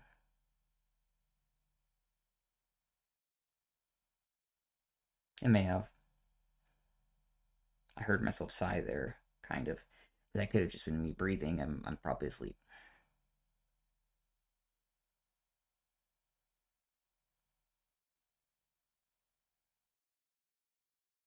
Every time there used to be an account thing for stuff like IT, my relationship got to such a good point at the end of high school to where like my father would print out everything like that he had any questions about, even slightly, um,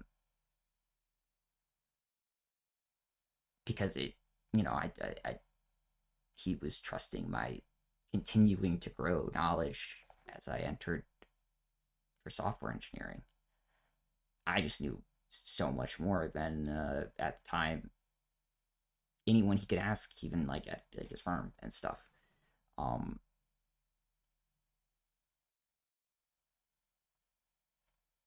because back then their IT coursework hadn't even been updated to what we were doing because it was all academic. I think it's the best way to put it. It was school to me, and just like it just stuff like as what I'm interested in and things like that. But everybody else probably would have interpreted it as like, oh, this is like the next big thing that we have to like prepare in our business and stuff like that. That like flew over my head. But nothing I did then applied to like whatever I was ever shown because it was like it's still like been a decade between the two and it just hasn't been relevant.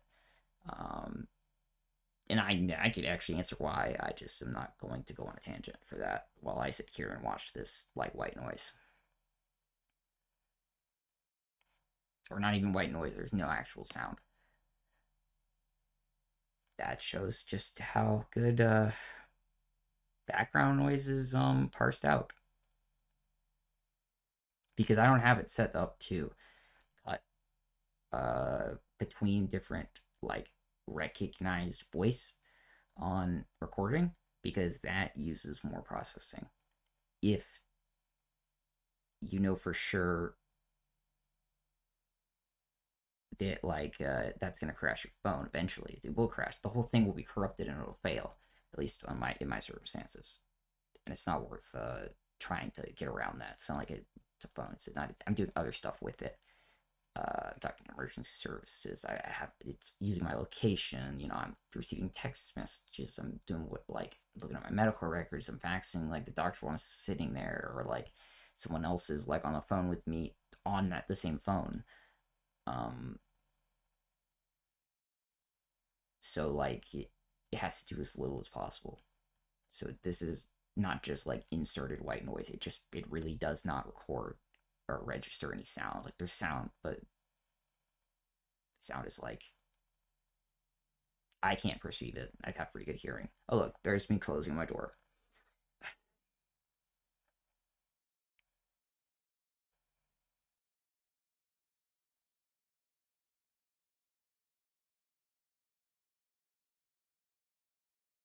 Yes, I'm going downstairs.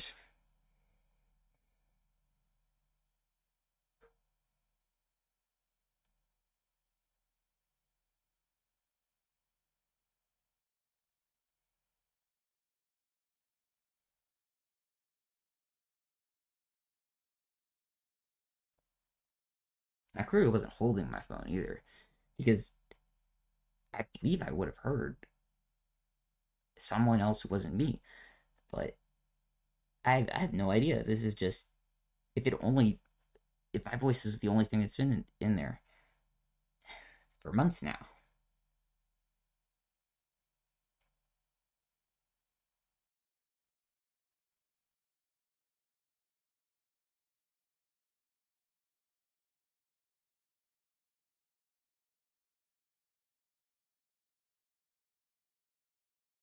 Did I go back upstairs? I probably did.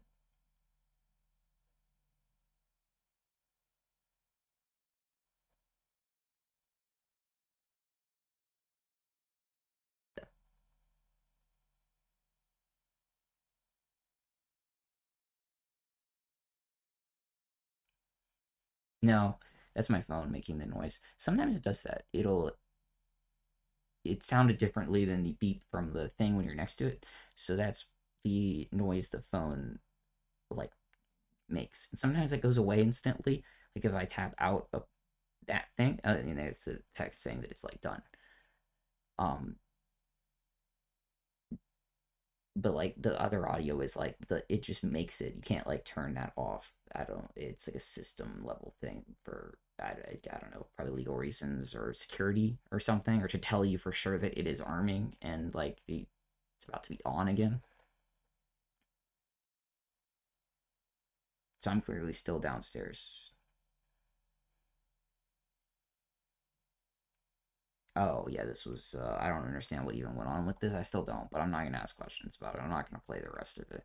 It's irrelevant. It's just me talking to myself the whole time. And like that's me just giving notation, and I don't think it's relevant notation. I don't want to hear it because it's just kind of stressful, and I don't think it should be brought up or pursued or anything. It's just like it just doesn't have anything to do with me. I just don't understand it. uh and it wasn't something that was like spoken about the whole time. I didn't hear it on recording. I didn't hear me responding that would have made sense about it. It was just like something that didn't make sense, and it was just there, and I just have no fucking idea. It's better not to think about it too hard. It's good to have some sort of record, and like me writing like dictation on something like that. Like I don't do that much, at all ever. So if I'm just holding my phone and I'm doing that, it's just it's whatever.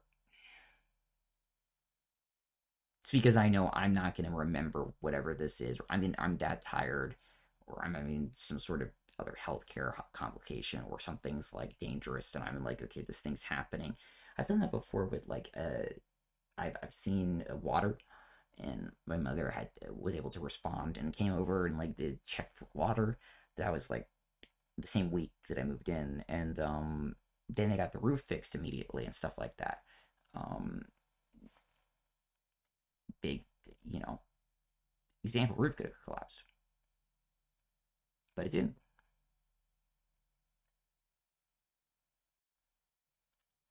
Um, but that's like the level of like why I just don't do stuff like that. I learned about doing that by being raised by my father. My father did that all the time, every day of my life.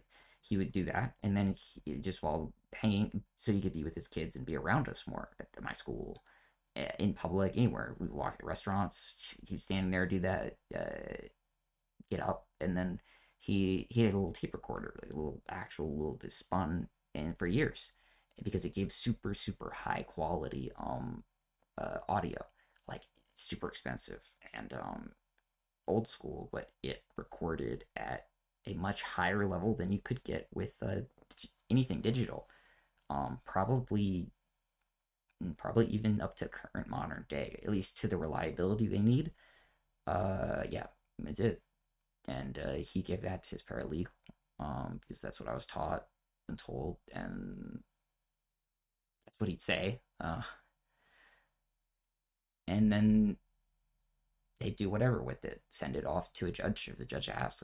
Like when I got older, he was still doing it, and a judge would call him while he was talking to another judge on like the phone with like technology and stuff, and they needed him to do something right then and there or whatever, and it could be done. That's what would happen. I used to love the same thing, and they'd ask about that thing because like everybody knew about it. Like he still used that. They could rely on him to always have it like on hand, even if he was like bringing me to my doctor's appointments and we were in the appointment. And my doctors didn't mind, just waiting for a minute or two so that something could happen. If it was significant enough, he'd like apologize and have to leave. And sometimes that means I'd have to make a new appointment. That happened a lot sometimes, but it was just it's understandable. And so I know how to do it, and I'm not gonna say I do it well, but I remember I've seen photos of myself near him doing that, but holding me is like, well, I had my whatever the breathing device thing that they had for me after I got out of the NICU for a long time. I usually be sitting on the ground and it would be like connected to me, kind of. I'm tired right now, so I'm not actually giving the name for it, but I usually would. If I was actually feeling a lot better, I would immediately say the word, because I've said it 1,000 times before, because that actually matters a lot uh, to a lot of different specialists and specialist physicians. Um, it's like they see, oh, well, you're premature. Okay, well, what about this? And then I answer with the name of the thing, and it matters. But there was a bunch of photos taken of me because I, kid barely surviving but doing well. My father stayed home a lot, and other people would come over and they'd take photos too. And they showed me some of those photos when I got older and became an adult and things like that. That they still kept them. That they liked to see that I was older in my Air Force uniform. Um, and like, look, we still have photos of you back, then, because it was like a big deal that at that time. And then my father was always there doing the same thing with the same tape recorder thing.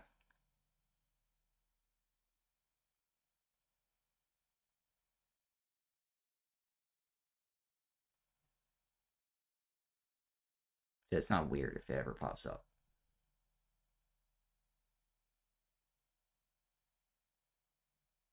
I might not normally talk like that or do that, but that's because I type faster.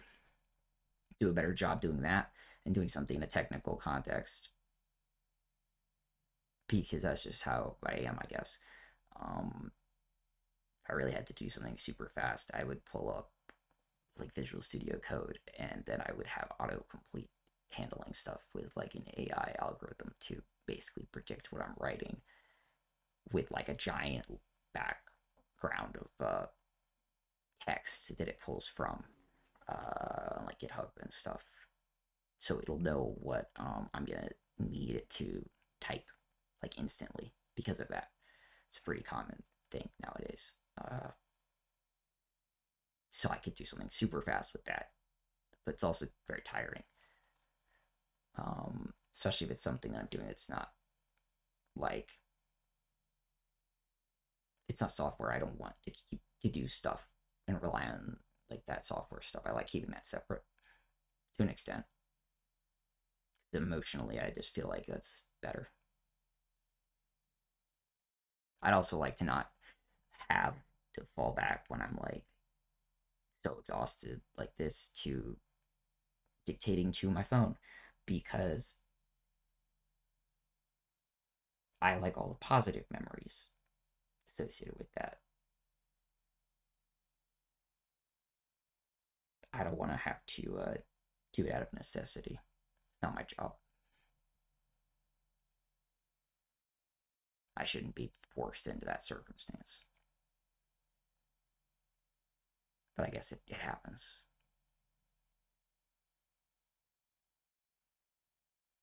There's really like nothing going on in any of these, or there is a lot to me, but if I go back a year or two, I'm not even going to be able to explain the circumstances, and there's not going to be any information that isn't just me, because obviously something has changed, and it's just me. And I know recently they did pass a lot of legislation that allowed a bunch of software stuff that existed for niche uses, but no one really, it wasn't used as like a full rollout yet. And I've noticed that it's automatically changed stuff in the background for certain things. I'm pretty thankful for that. It's also failed a bunch of times, catastrophically, and but I think that at this point it might not no longer do that for my account. It did it like again and again and again and again, and I think it's not going to do it anymore. It had nothing to do with anyone else. It's just what happens when the AI needs to be taught, I guess.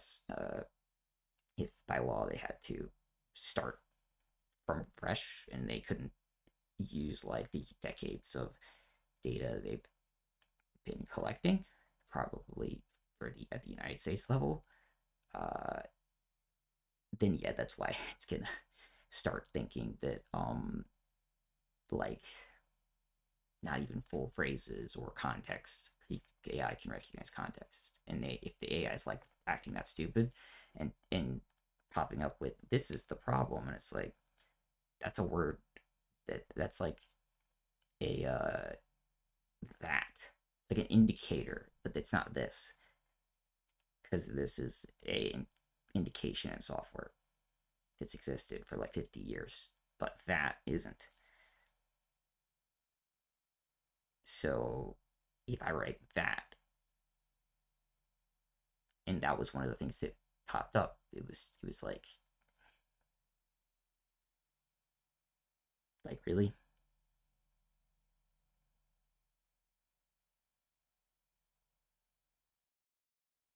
And because of the context, like it couldn't be recovered.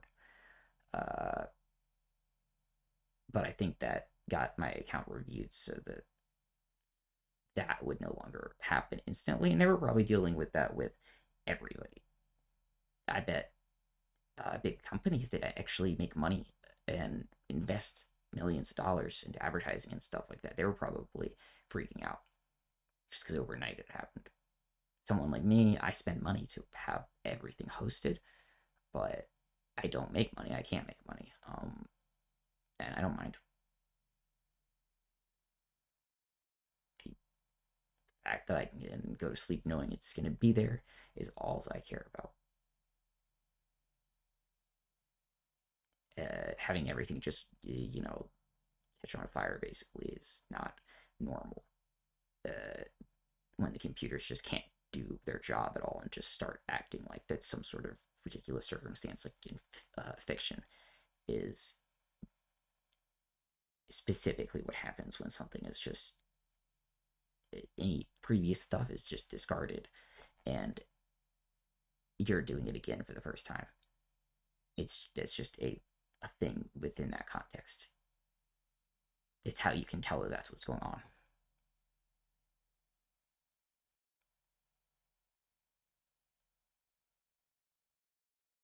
But it was a bunch of big legislative things that probably got delayed just so that that wouldn't happen, if I had to guess. I know they probably could have done a maybe a worse job because they didn't have other stuff done, but I think when I entered LSU, it could have been done if I knew about it. Even though it wasn't in the textbooks, we just still all knew about it. It answer questions on tests and stuff we could answer when asked. But I don't think I could provide like a reference, so that probably meant it wasn't a good time to implement it. Then I guess COVID happened. Maybe that kind of delayed it further. Um, but I don't know. That's still a lot of time though. It's almost like I think it's like 10 years close to. Even if I was really involved with certain stuff while I was still in high school, and that was unusual, I think that's a solid 10 years that I'd say that in that context should not have happened in this past like month. But I've also never seen it happen before. I wasn't doing anything that could have shown it to happen, I guess. Um, but it's not like I was healthy enough to actually have, you know, normal interactions with people or play video games and on live stream and show how physically I'm doing and catch myself having seizures or not, and show and solidify the efficacy of my medication so that my physicians could better get prior authorizations and stuff for me. Things that is basically required that I was never able to provide before. I couldn't do that in high school. I was asked for it. Asked questions about like, you know how to like do these sort of things. They knew I played video games. They knew I like knew about live streaming and stuff. I just didn't do it. I didn't have a camera connected to my computer. I didn't really. I spoke every day to people the whole time I was ever online. I never thought that. But I didn't like broadcast myself. It wasn't like that wasn't my thing.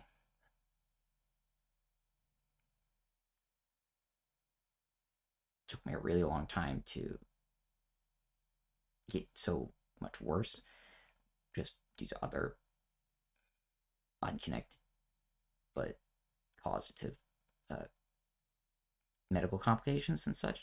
That it, that's what I do now.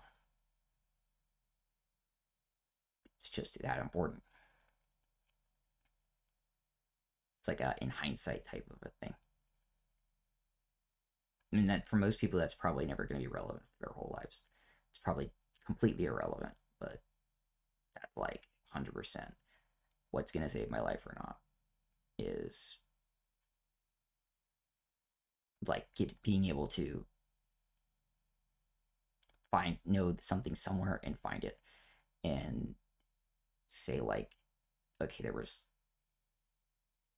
this is what was going on right before I got to my appointment today, and at the appointment today, I collapsed. We can rule this thing out because nothing happened here. But if that couldn't happen, I don't get to do that thing anymore. Ever.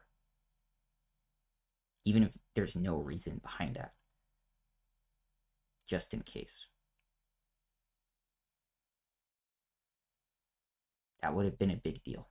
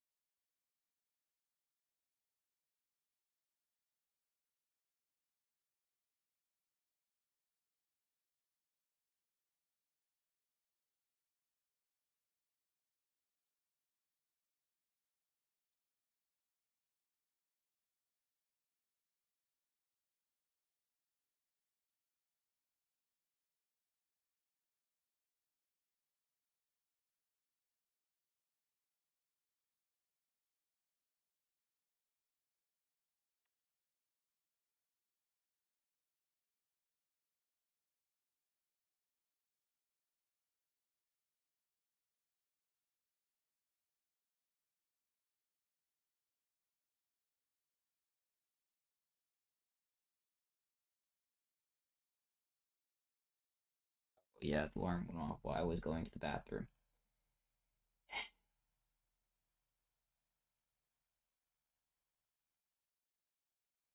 Yeah, and she was very angry about the fact that, you know, I have a lease and I pay it. And it shouldn't be impossible to request that if someone's just going to show up, they tell me ahead of time. She did. And seemed to want to not tell me as much as possible, just like despite me, and I don't know why. I have no idea why that happens sometimes. I don't do that.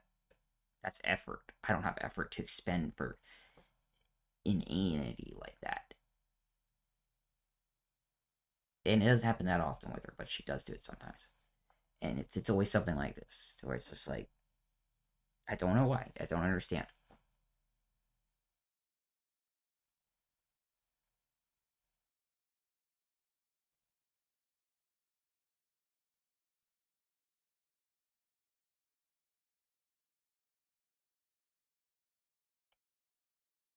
And sometimes she does stuff like this, just randomly demand more money, even when it's detrimental financially to the whole family to do that kind of a thing. The more it's done, the closer it gets to criminality, and that's not good for anybody. It's not good for me. It's not good for them. It's not good. It's important though that it's not hidden, or else it doesn't stop, and no one cares because I lived through that for years. Many things go away with proven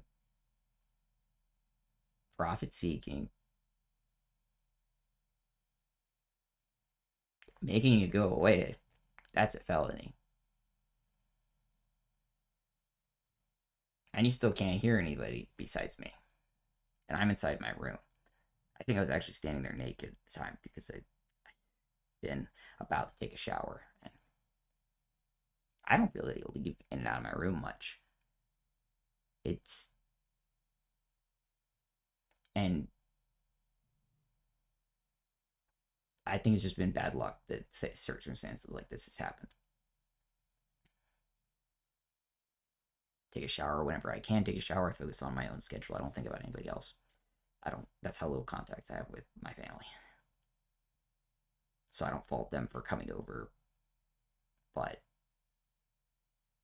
if they're gonna make a plan to come over for something like this, it's not like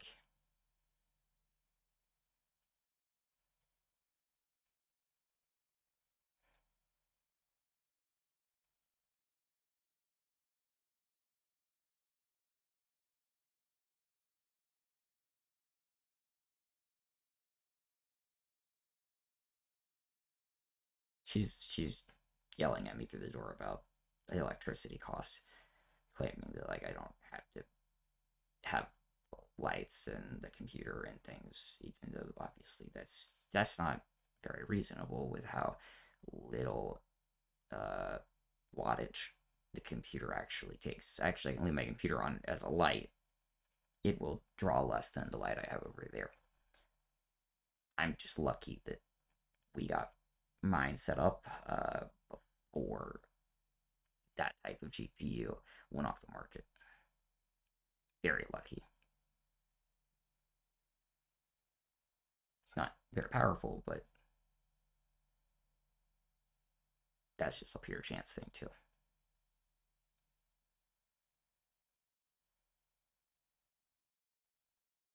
And I only know that like to say that, like I'm kind of anecdotally stating, while it's as stressful as hell just to listen to this, is because I wrote up, documented all of that to present it back when I was younger and believed that they'd be reasonable and not just continue to scream at me. They weren't. A few times they threw the paper on the floor, they hit me with it, just going all the way back into high school and shit like that. Mm-hmm.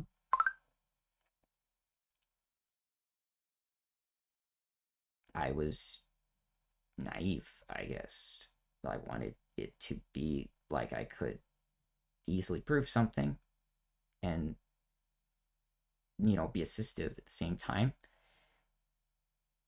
and that like things would be better. And I took years of counseling and follow up and stuff to get over all of that.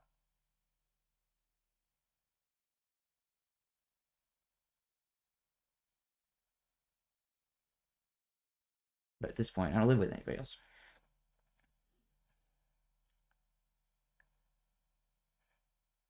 At one point, I to prove for sure, and because it was genuinely an issue, one that really only affected me, and it did devastatingly affect me due to my central nervous system damage, was the temperature fluctuations from the cold.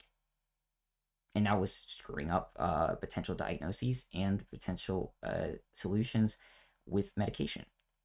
Things that could be life or death with one medication that they might need to move me to. Well, that might also cause me to stop breathing, especially if the temperature is something that I can't measure or control. Because my mother she stopped at a certain point, but for years she would obsessively go upstairs and then turn the temperature down as much as possible until she heard it come on. Even though the systems upstairs and downstairs were separate for that reason. They had been separate since I had been diagnosed with basically cancer in 2008. So I think, or maybe it was a bit after, but they changed. My father had everything changed just because, he had the opportunity to, and it was not common to do that for our size of our house, but our house was like on the edge of is it enough in like volume to do it, or is it not enough? And they did it. It was expensive, but had the resources, so they did it. I was just fortunate, but like not the ever didn't start until like the end of when I was in high school, and it affected me and my sister a lot. And when my sister was in college and I was still at home and she was gone, and I just having too many medical problems, so I spent some of my first Social Security money to try to fix my environment, invest in, do what I couldn't do before. And I documented temperature changes, and it was like super severe. Just on the edge from one end of the hallway to the next, like in a way that shouldn't have normally been the case, but just was. Just how it was. I mean, like the house is old enough, and the air systems have been switched enough, decades and decades and decades. But the little like temperature monitoring devices got off Amazon. They were expensive, but damn, were they accurate? They did their job. That company was good, and it had to take a bit of know-how to export the data, but I was competent at that point to do that. Something I couldn't have done in like middle school or understand as much. I could do on my own, and I had the opportunity to, and I did. That was like all I did. I wasn't doing other things. I wasn't having fun every day because too many medical problems were occurring. It was the winter, so I just had to fix it. So that's what I did. Just fix it like today so that it never happens again. But even with, months of documentation, like minute to minute, like 3 minutes to 5 minutes, settings, sometimes 1 minute, I went through the whole thing so that I'd make sure to show when the changes would happen and stuff. The only real fix was to knock part of the wall in and give me a special unit in my room, which I liked. It was nice, but that's usually not, shouldn't be necessary. It was only necessary because someone was changing half of the entire system to where it turned on too much. Now that I live alone, I keep it basically to where it doesn't come on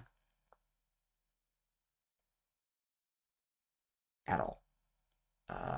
If it comes on, I'll start to be almost depending on what's going on, in physical pain when the temperature will just drop down too much, especially since my shoulder, back then I didn't have shoulder injury, but since then I will start to actually notice, and after working it out with my physicians, figuring out what that was, that's what that is in stimulation to the central nervous system, or in some regard, was definitely, I was told like where in my spine or something, but I don't know enough to say, and I didn't write it down because I was probably not doing well enough at that time, whatever. I didn't document it. I kind of wish I did, but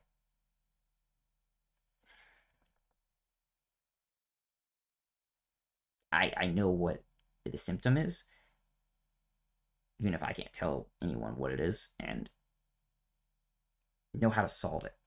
Have a solution now that only took until this past year to get regularly, and that was just because I didn't have the physical capacity to even ask my doctor, and remember to ask my doctor, even if I wrote it down, about needing a refill for like lidocaine patches, because that's what I was.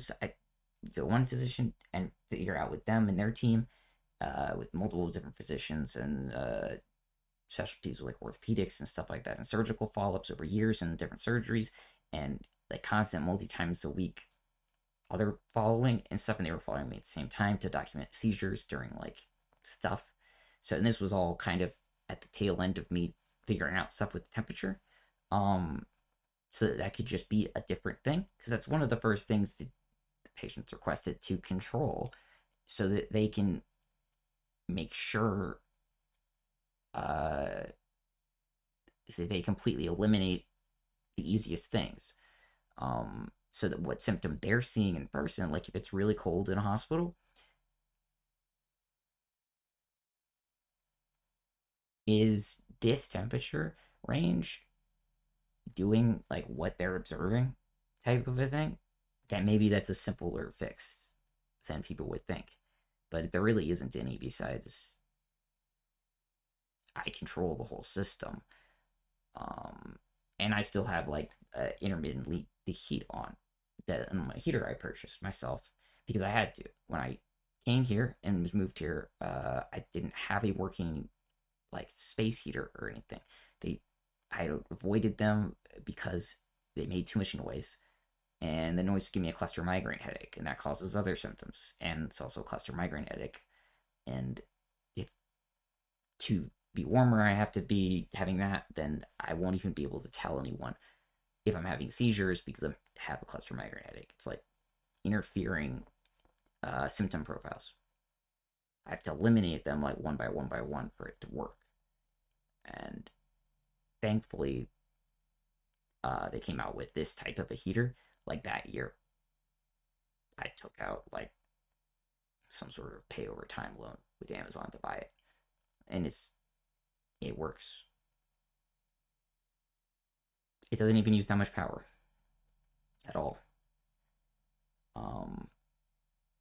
But this type in this climate were unusual before demand like skyrocketed due to like changing temperatures and stuff. They're pretty everywhere else. They'd use like New York City sometimes, like they have like steam systems. Because I've been asked questions by physicians like, people are from different places or did residency or fellowship in different places, and then their answers to certain things were, why don't you get one of these? And then someone next to them, in front of me, there's still multiple people. It doesn't work that way here. It's because that's just how it is. Like in some places in the UK, they do the same thing. They have like steam kind of setups, and they do their pumps and stuff differently, but they're also at different elevations. It's not that way at the lowest point, basically, in the United States at depth. But not necessarily for like any other reason than it's just never been that way. I don't think we weren't getting as cold of winters in my lifetime until recently. It was usually still hot. Like besides, like if you got out of the wind, you were fine. I was fine too. I wasn't fine, but I wasn't catatonic.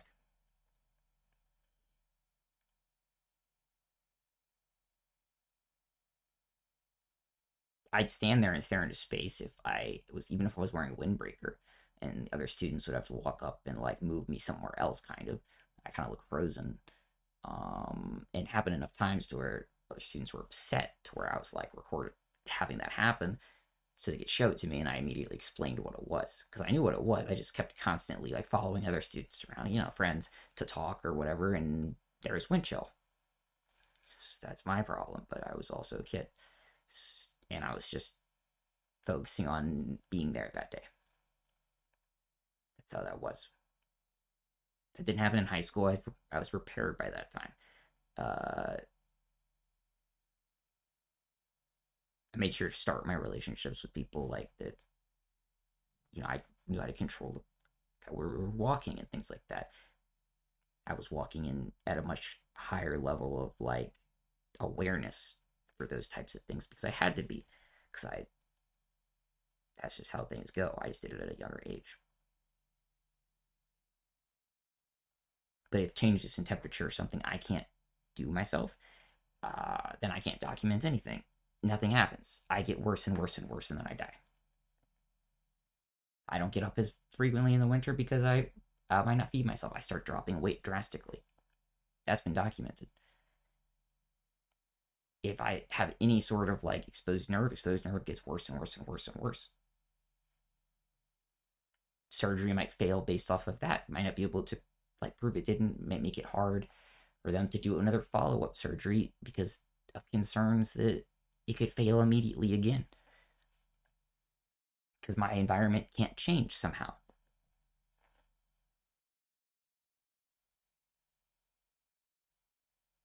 They finally did.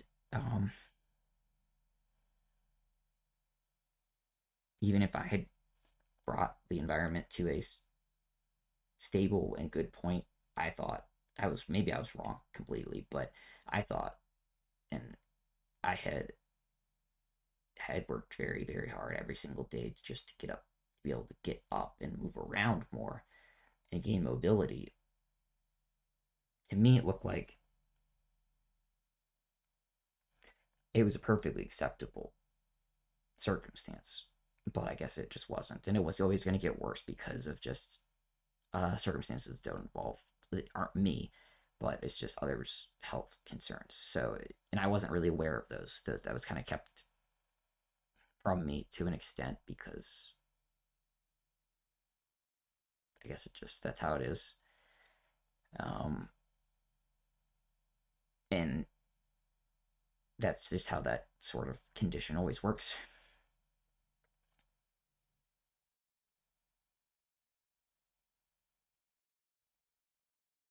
And I'm on my own now. And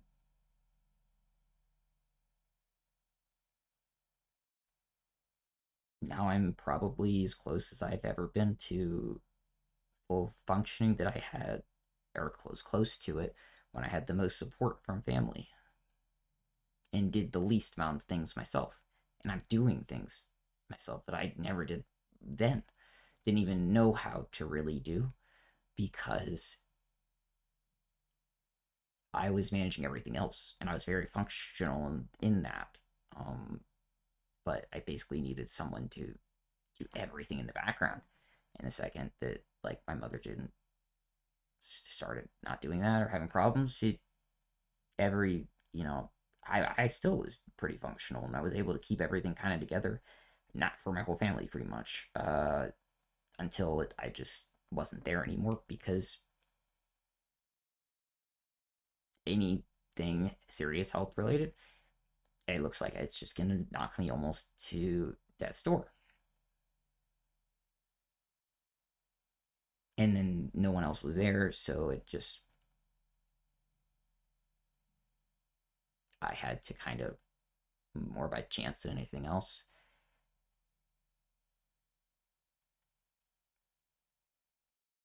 build myself up to a certain point to allow my physicians to start progressing with the things they would have prescribed and done day one, but couldn't because of observed symptoms that wouldn't go away even after, like, okay, we'll see him back in a year, see him back in 6 months, see him back in a month, again and again and again and again. It didn't matter until it was enough that like entire medication regimens were shifted and possibly just had problems. Maybe even just due to the fact that prescribing dates were different. Because see a physician once in the winter, but something happens. Maybe I was easier, don't show up. I don't know. Maybe I didn't wake up for a day. Who knows? Something like maybe transportation couldn't be there. Maybe there was like severe accidents or something. It's just life. But I couldn't even reschedule that, like talk on the phone with people. I didn't have documentation of doing that. I didn't even do that. And because of that, there was just nothing. If it relied on me and it was a point of critical failure, it always failed.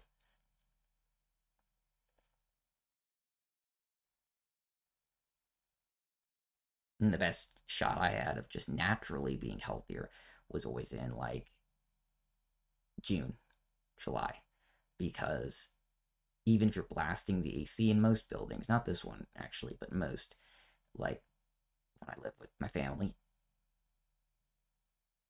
as long as I kept my system off, changes to the overall system actually couldn't handle like putting it on 50 degrees. It would try to. Yeah, it may have just been an old system and it just did that.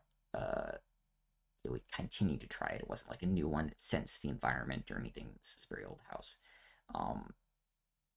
It would do what you told it to do, and it would mechanically stop at a much higher temperature than 50. But if it was October like it is now, and you told it to have it 50 degrees Fahrenheit, which absolutely affects me greatly, I might not wake up that day because I will be having like greater than chills. I'll be basically frozen. My jaw won't be moving. My muscles will be having problems. It'll be very severe because honestly, the whole night, whatever, I'm not moving, and it gets to that temperature, and it really is that temperature because it's like allowed to be that temperature, and we have high humidity here even with AC on and stuff, so it's a lot worse than most people would probably think. It's like barely tolerable to most people. They'd like be like, this is uncomfortable, I'm too cold type of a thing, but they could probably like shrug it off.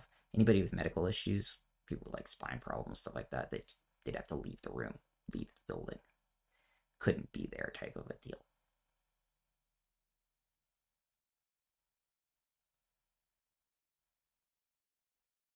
And since I took a very, very long time, basically right before I moved, to have that entire separate heater for myself, or AC system for myself with heating and everything, for complete control of just myself inside the room with it not connected to anything else, which took structural changes to do.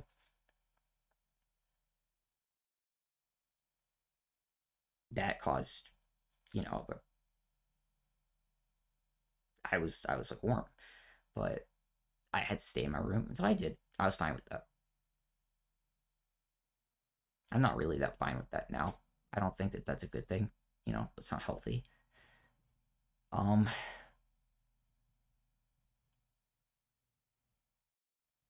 but I was at least starting to like recover from years of basically not being functional at all, with that control. If someone were to like disrupt that for no reason, yeah, I wouldn't have that at all either. I don't know why anyone would do that.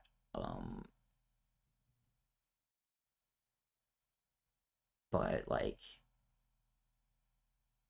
the reason I live alone is because it's just necessary medically, and I control the temperature.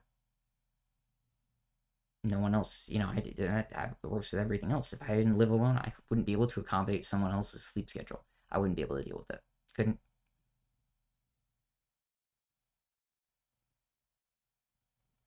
That's just how it is.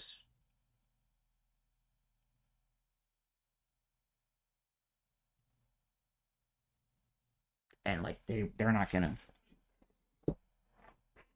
do things like someone who's family to someone else would, to like work around that for their kid. they just expect, like, I don't know what it would be. I've never lived with anyone. It's just no one would believe it's reasonable, uh, for that fact alone. I have to get up and do laundry and stuff like that. I have to do dishes. I have to cook. I have to do it when I can. Get up and get ready for my appointments in the morning.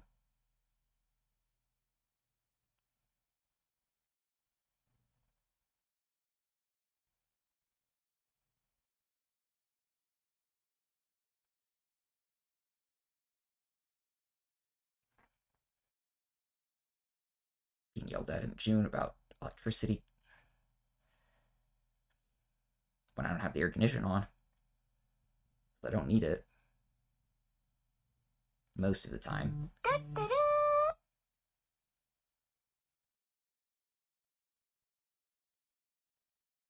Well, it's just not me.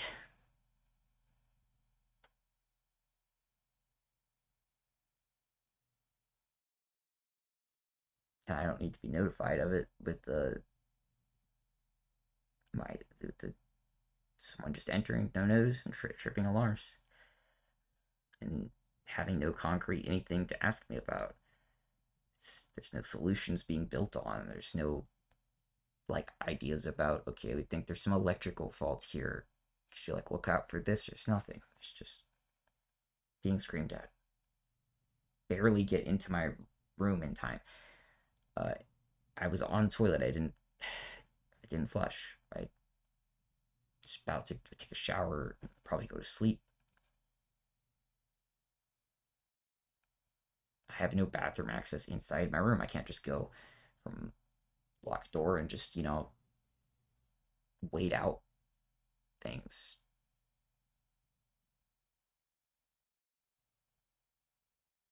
Thankful that this circumstance was handled without it, going on and on and on and on, because I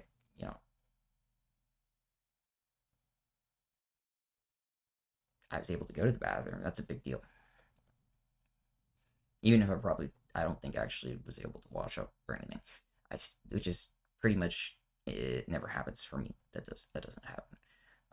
So this circumstance was not a good one.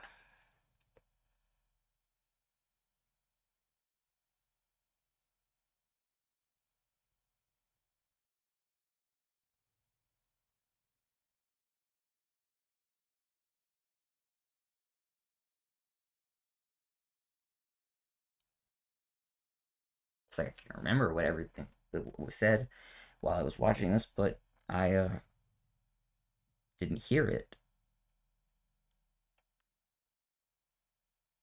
Now I'm gonna be able to listen to this and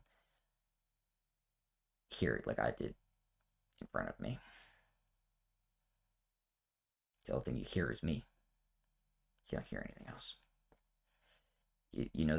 At least this one, I think you can tell that there might be someone talking to me. Maybe. Or it might sound like someone screaming it like something else outside. Kind of. Which, you can't hear inside from outside if you're recording at all. Because that has not popped up on the hundreds and hundreds of hours that I've spoken to people online. You can't hear anything. Even when there's been people, like, trying to, when their, like, dogs have gotten loose and stuff, and I've heard them, and my friends have been like, like, what's going on, because something's going on. Nothing's going on. Nothing could be heard. I'm pretty sensitive to noise, cluster migraine, headaches, and all. That's totally normal for someone like me.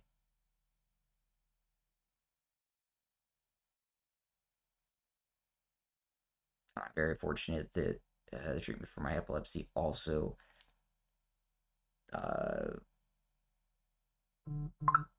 assists to some regard with that, and has been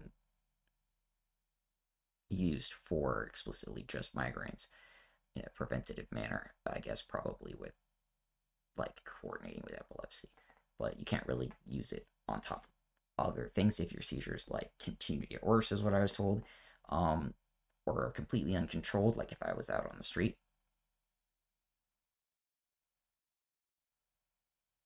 Then I wouldn't be able to be on it, so I would have uncontrolled cluster migraine headaches, which are enough usually for like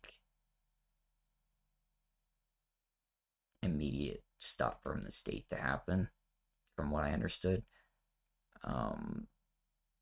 But clearly that's not necessary. The medication that treats my epilepsy the best in combination with what raises my seizure threshold is I can be on with no issues.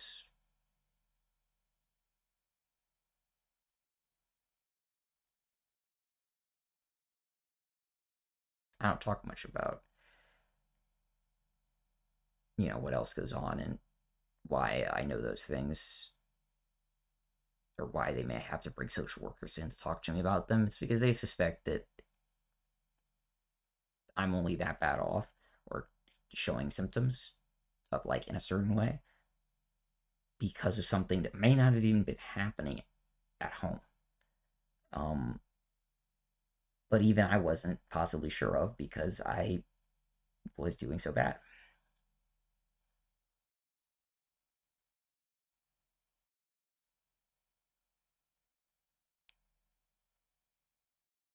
I think it's a couple times it was just stuff was going on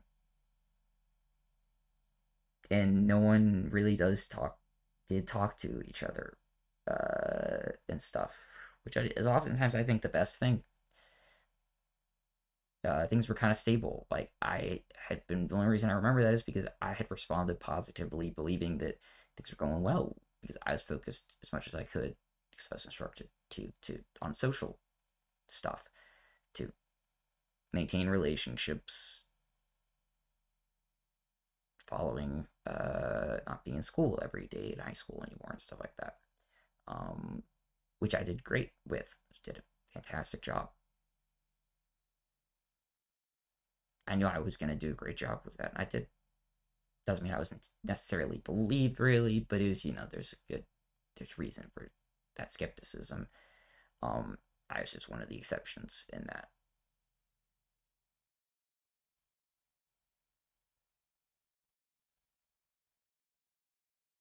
But I was wrong about things having been positive just because I was focusing so much on one thing.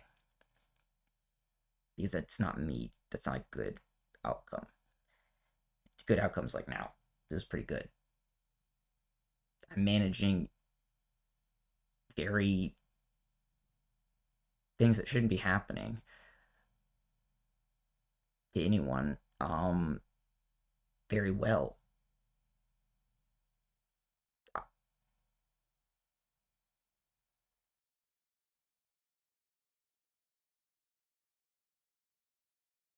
You know,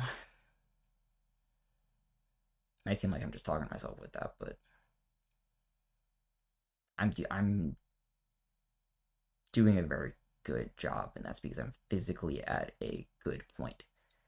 It's not mental; it's all physical.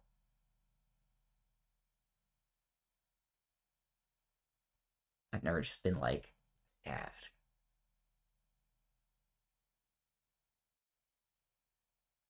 I've seen people be that way, and it seems devastating. I just haven't been.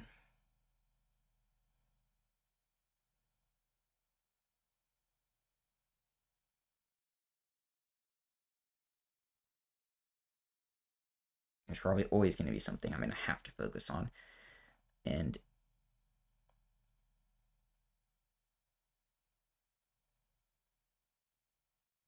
where that's probably never going to happen to me.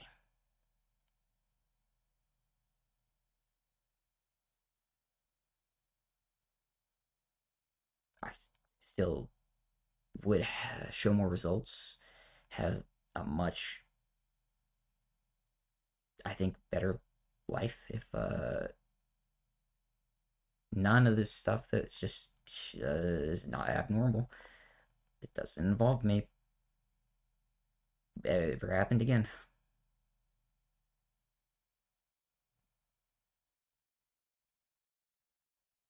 But I tried to stop certain things like that back when I was a minor, like legal protections. It got too bad. Hitting someone when they're in uniform is bad. Wasn't allowed to just do nothing.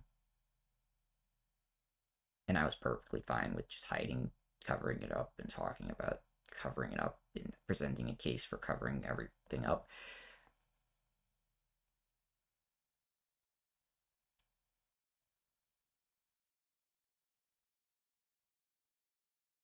Man, you don't have to actually be able to do anything else in that kind of context besides just go high enough up, and then they say no.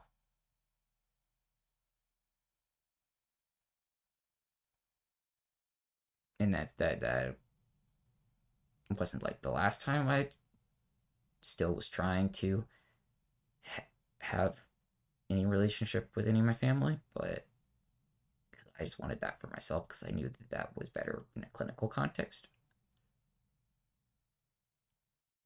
And I was the best person to force that to happen if it ever could be better. It just, it really wasn't gonna ever happen. Too many people's decisions were made that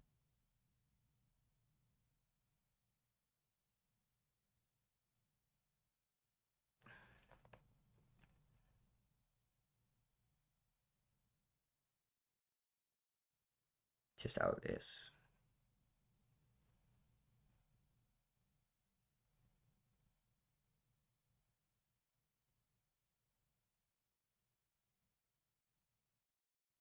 I mean, stuff like this had been happening then. I don't know.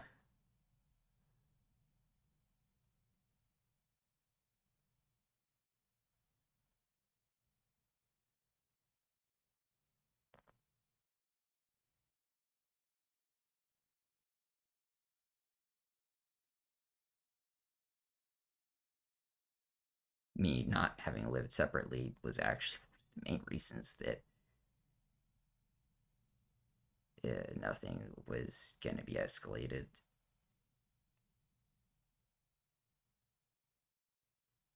Because it's a really big deal to certain things. Even when normally, like, someone's kids and that time period, like growing up, might kind of shield them and their family of consequences. That doesn't happen in other cases. But I do have so much going else on with me. And things just kept popping up that made my life, that they were clearly just medical. That you kind of avoided everything, kind of.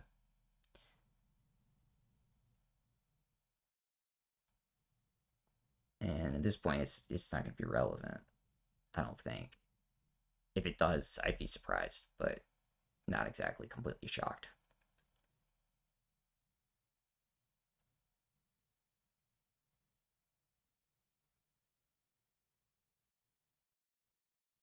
Because it's not like the response was very positive for me to have an attitude of, you're correct, fact, factually and supported. This is the best course of action because of all of the risks if we don't do this. And it being like 100% agreement.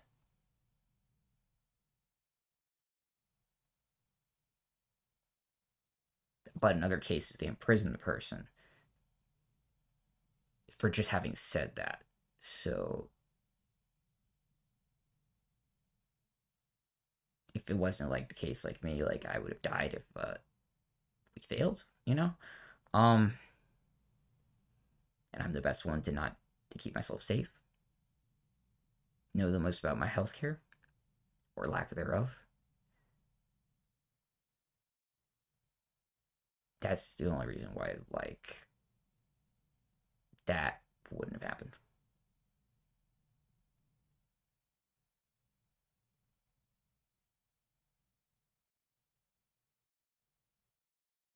And I would have done the same thing if I was sitting on the other side of that too. It's just how it's how it works.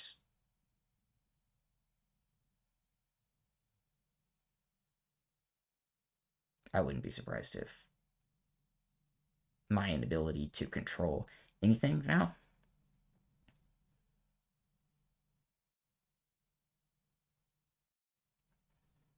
didn't result in similar, I don't even know what to call it, but I'd say extremely short, out of nowhere intervention, kind of. I mean, not that. It's probably like a word that means something.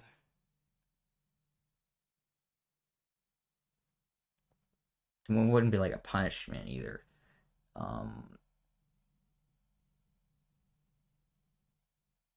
It forces like the correct behavior regarding a certain circumstance. You can't just have people doing something when there's the history of something and they kind of like got away with something, or it might look that way. So if it ever comes back up for an option and it's within a certain time frame and people still remember, and the person in question is not like, super in control and like I'm, able to show positive, like they look good. So, been so many years since thing happened. Hasn't happened since. Yeah, I can't do that. The less things I have that show even to me when I'm listening to stuff that has a proof of like the other one of my mother like trying and clearly showing effort. Well, at least I think it did show. It showed that to me because that's what was happening. I even if her voice wasn't really heard, but that single instance isn't going to be enough amongst everything else because it's already past the point of me being ordered by physicians to physically cut contact, and that's happened like 10 times. And that's all that any federal level needs to see. Social Security's got all of my medical stuff, and they see that on the electronic records. If anybody wanted to do anything based off of that, it would only harm me, but if I'm going to die anyway, they don't care.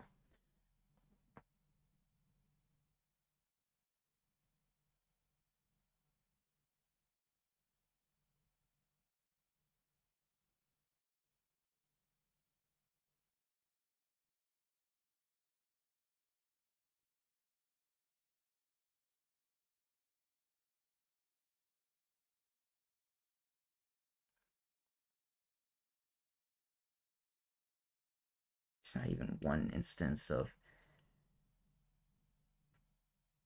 something in between this. Or if there is, I didn't know. It happened too fast. I was caught unawares. Or I just didn't record it.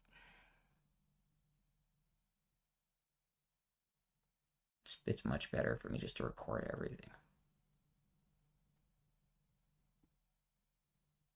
I used to be so afraid of coming downstairs before I got like injured on my shoulder and stuff like that. And I just things that didn't have anything to do with me just didn't make sense. Hadn't finished going through years of counseling and stuff like that. And there didn't exist anything for me to have any degree of safety.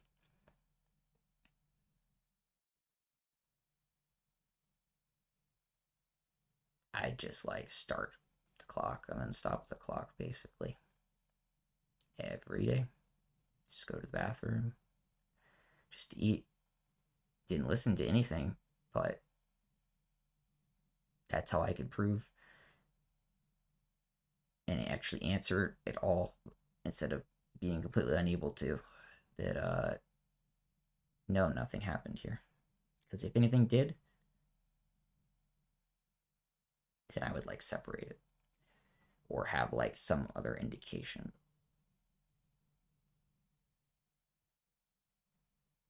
But that's what happens when you're always in danger.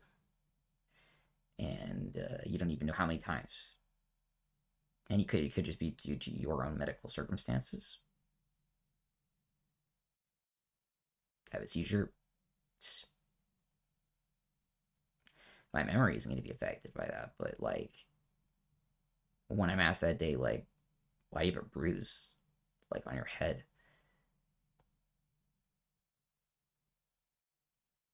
Well, it's really tough to convince anyone that I wasn't hit on the head with a blunt force object. And when I don't know for sure, and it's been like increasingly more reinforced that my family doesn't care and will hit me, and that's all the physicians know. They have no reason to act that way, and they're acting that way. They could have, out of emotion and due to the fact that they had just gotten lucky, nothing had ever hurt me before then. Hadn't grown up getting hit. So it's like an emotional thing. It could instantly turn to this kid's gonna get killed, and he just doesn't know it. That was like super horrifying whenever I was first faced with that, and then I was faced with it again after realizing that I probably had a concussion multiple times, and I was probably hit on the head a couple times, but I may have just been sitting somewhere, and then it got misassociated with later in the day me collapsing, which I then hit my head even worse and almost died. It was like real close, and you can't see it, but like for a long time, there were issues with my eyes, and like how it kind of looked, and the pressure difference for ophthalmology. It wasn't a difficult thing to fix. It was easy. They like changed the pressure they were already using for tests they were regularly doing on me, and just because of that, by chance, like I had an appointment right after it happened. That's why there was basically no issues with recovery. Otherwise, it would have been a very severe surgery and recovery process, because they explained to me they'd have to cut some sort of nerve or something to like move something and maybe break a bone or something, because of just how I fell.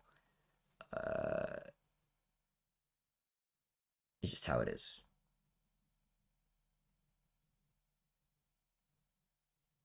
But that was kind of at the point where I just knew I was going to have to record, just because I really didn't believe that, due to how easy it would have been to actually kill me, it probably wasn't that. I may have gotten hit or something somewhere else, happened too fast or something, and then that affected me. And frequent falls, like concurrently, may have been more like strokes or something.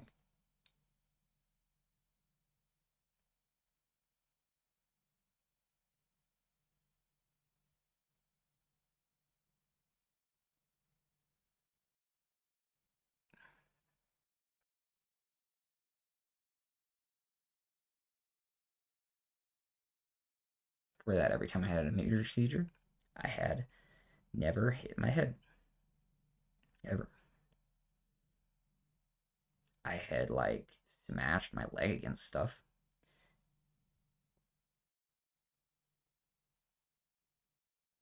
In the song and dance to go through for like, did anyone hurt you and stuff, like, it was easy to, even in a disoriented state, explain, no, this is a seizure. I'm fairly positive this happened. What did the people who were with me say? Well, they said that did happen, yeah. But we didn't want to tell you. And they weren't going to say anything until I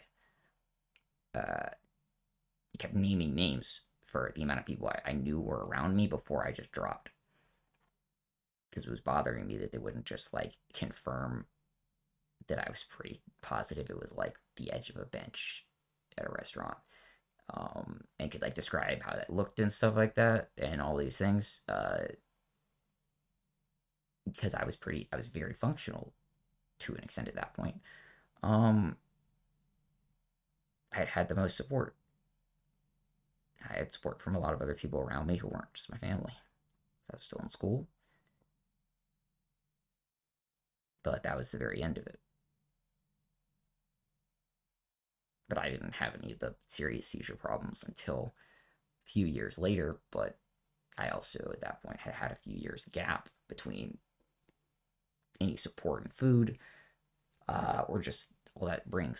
Nutrition is a big part of that. It's hard to deal with anything else medically when your medicine's taken away, and you need to establish, epilepsy treatment for other neurological conditions. Everything just it gets real bad real fast, and it stays that way. And you don't really notice it happening. It's like, because it still wasn't something I controlled. I didn't have income that I could have done anything with. I didn't buy my own food or anything. I do buy my own food now. And I've only been gaining and maintaining the weight that I currently do. And I only look stronger. I've gotten better in the last few months. I don't think it's going to be possible to just not have that happen anymore. I don't think it's going to be really allowed. Just because of things that don't concern me, I guess. I think it would cause too many problems, personally.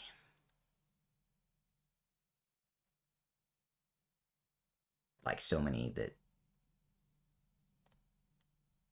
the problems that did happen when I was still closer to school or still enrolled in school, there's no way that anything can be passed off as like not crimes at all. And I don't want that to happen. I like having a better life. I don't get anything. I don't go after people. I don't do anything. But you can only so many times, or I guess in my case, like once,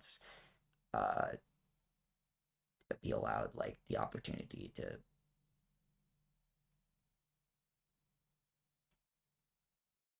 to prove that like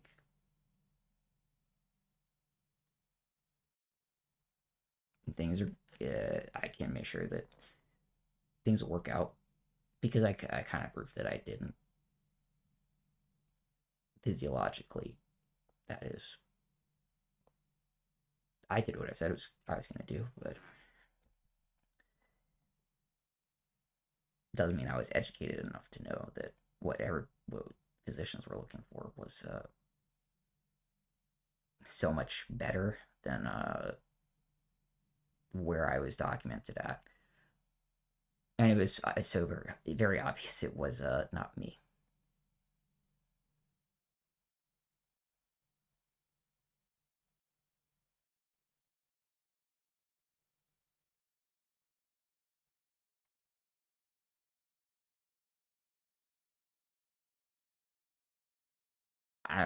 There's just no way I'm going to be able to get through everything.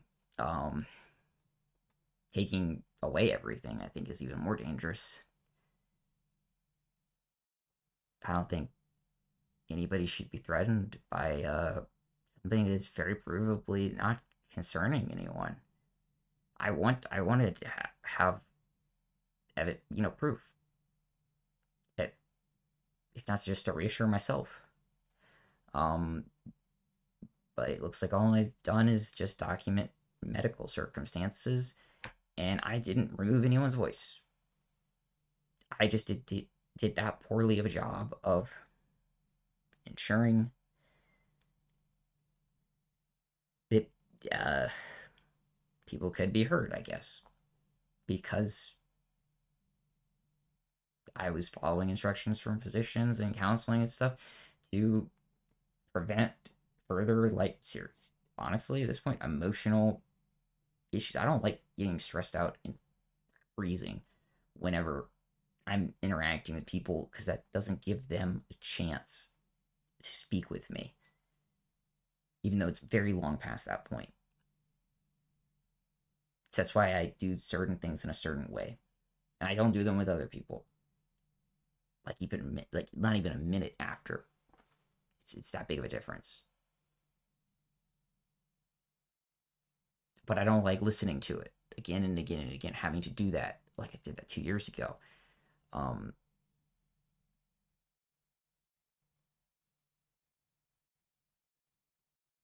And that seriously affected me for months.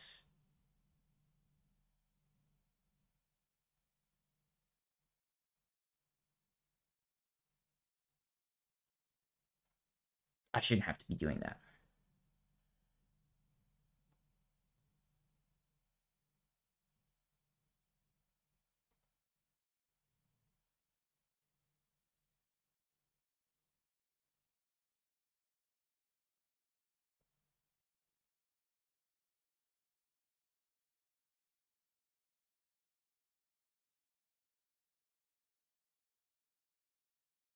Because I'm not going to be able to get in front of a social worker and have any excuse to give them. I have no way to hide symptoms that would prove that other people fucked up too.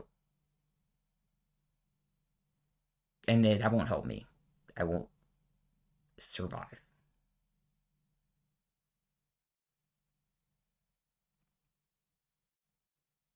That's not something I like.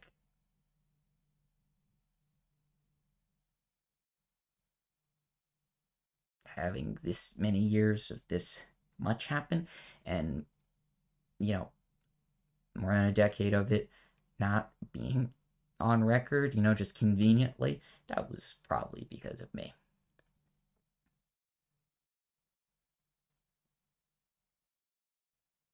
I wasn't the one who made me physically incapable of continuing that trend at all.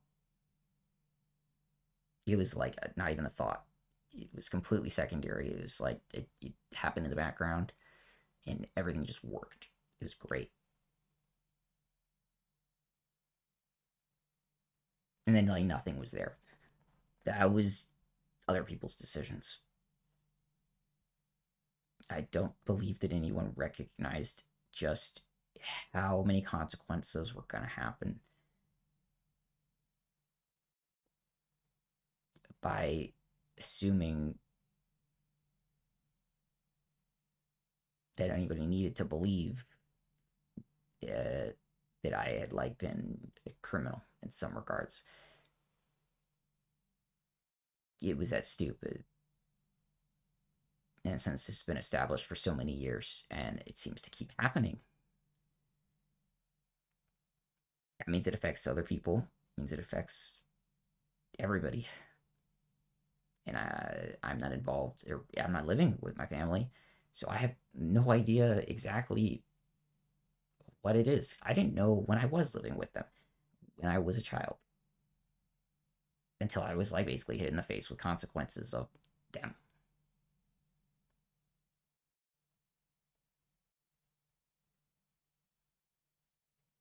But once you're out of school, the school can't keep law enforcement away.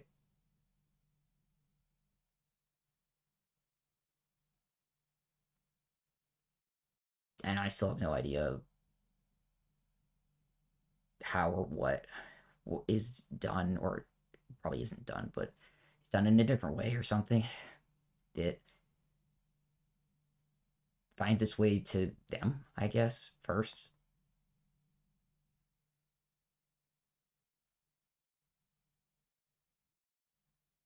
Like independently of like communicating with them or something.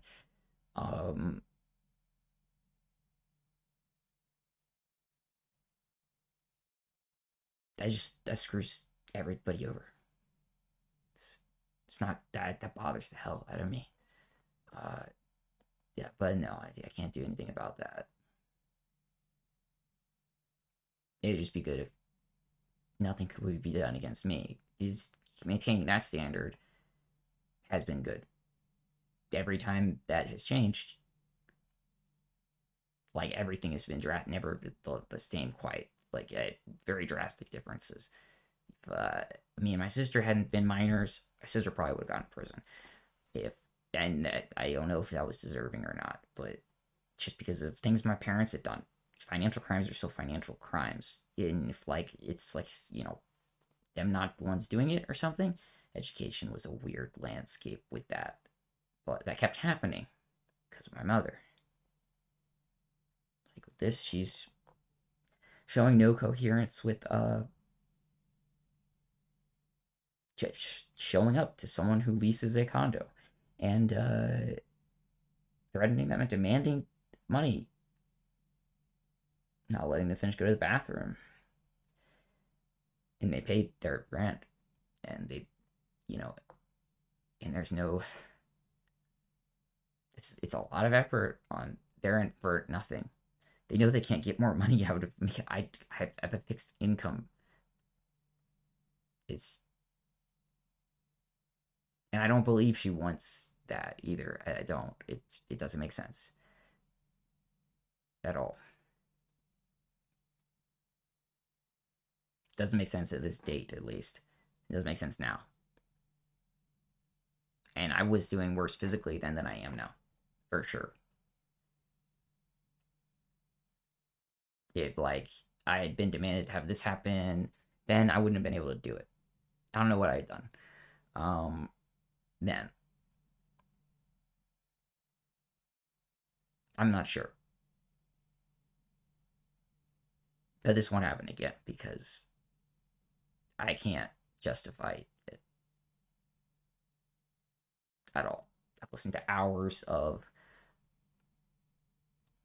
nothing but, I guess, just myself.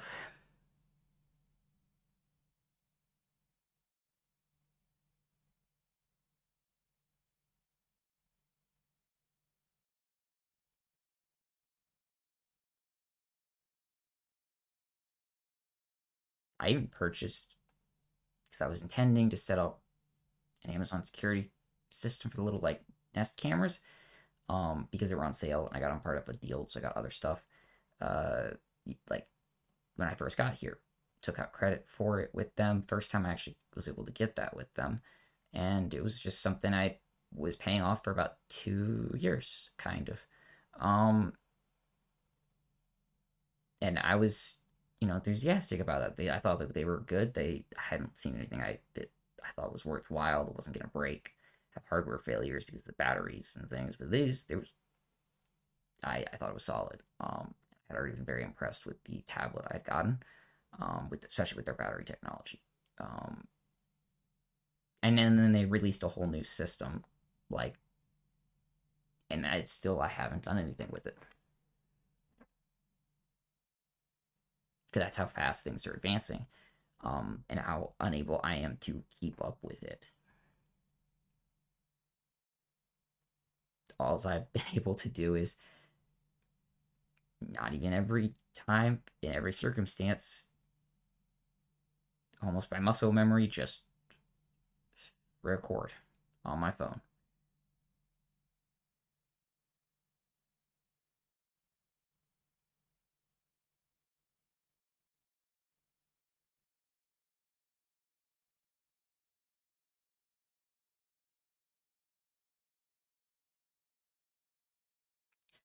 Only whenever there's something serious that I know as serious, and I'm in an emergency mode almost, like this, running me off the toilet. I think that's serious. I do a default, just putting it up. I don't know if I'm gonna be dead the next day, or if that could save someone else's life.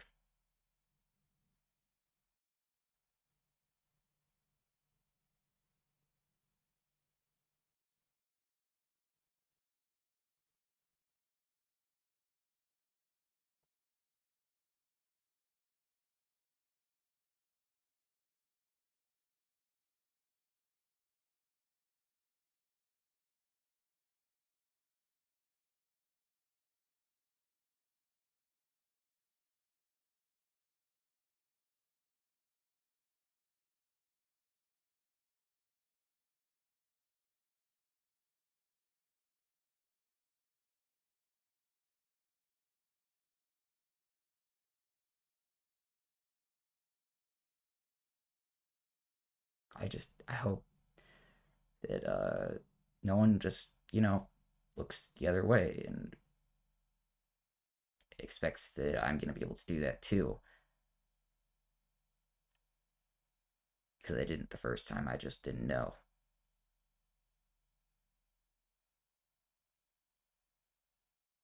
And I almost died. And because of luck, literally, did no one else get put on death row, basically.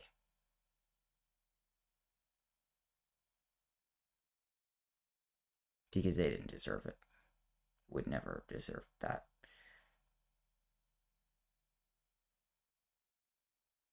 It doesn't matter what I say in the future.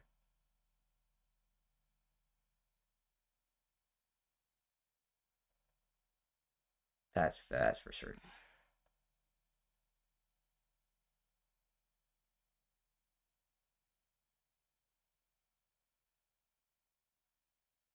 The possibility of it looking like I might have a future weighs in heavily in that kind of a thing.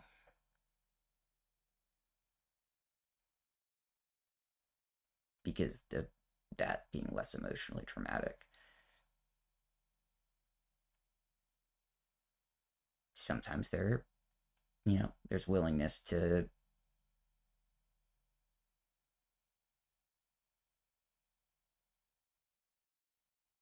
agree to certain requests of sorts. When you're younger, and maybe you're not that ignorant, but you're super ignorant about certain things. But you know that that's allowed. That's not usual. It's usually something that I think that people learn much later in their lives. I still don't think most people my age have learned that. But it's not something I think people should rush to learn.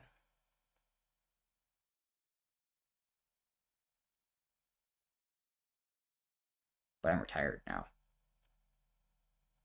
I understand that that's not really going to be, it's not going to happen.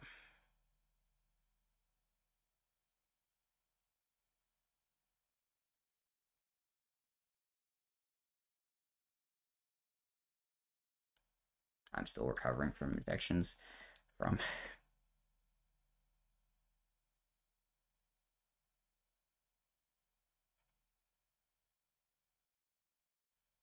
issues that I didn't even properly get to document in April.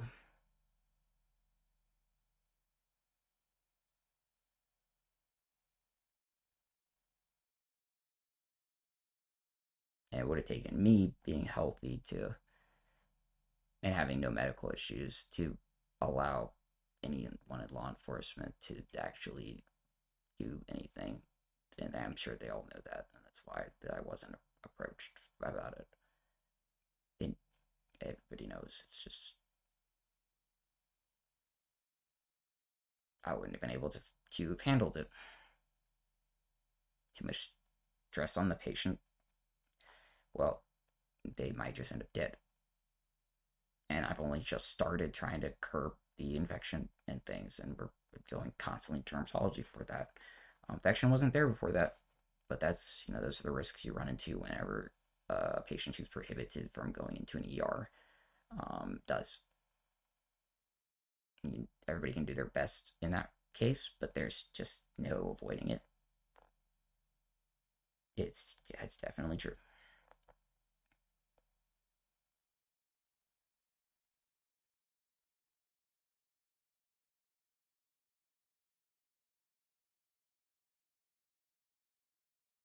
I don't think that's gonna happen again, but I feel a little bit more confident after today about that.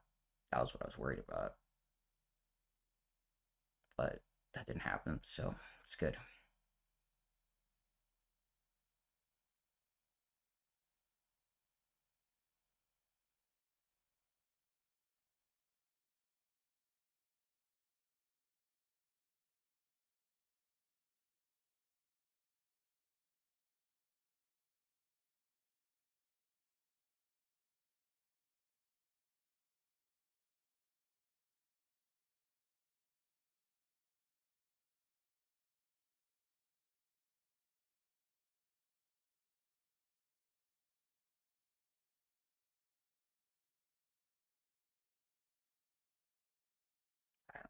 understand why anything should involve me when it doesn't have anything to do with me.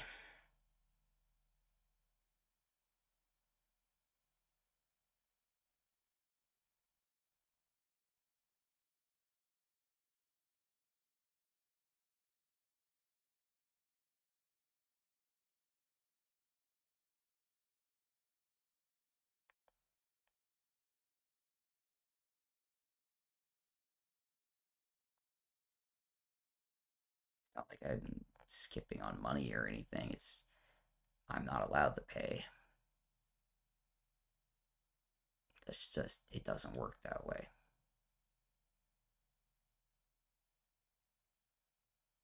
There's no bail or anything like that. It's,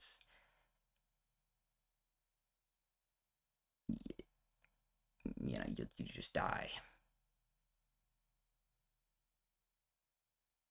And then everything shuts down. I've lived enough times to, in other circumstances, to keep watching the shutdown part and be a part of the, build back up part, kind of.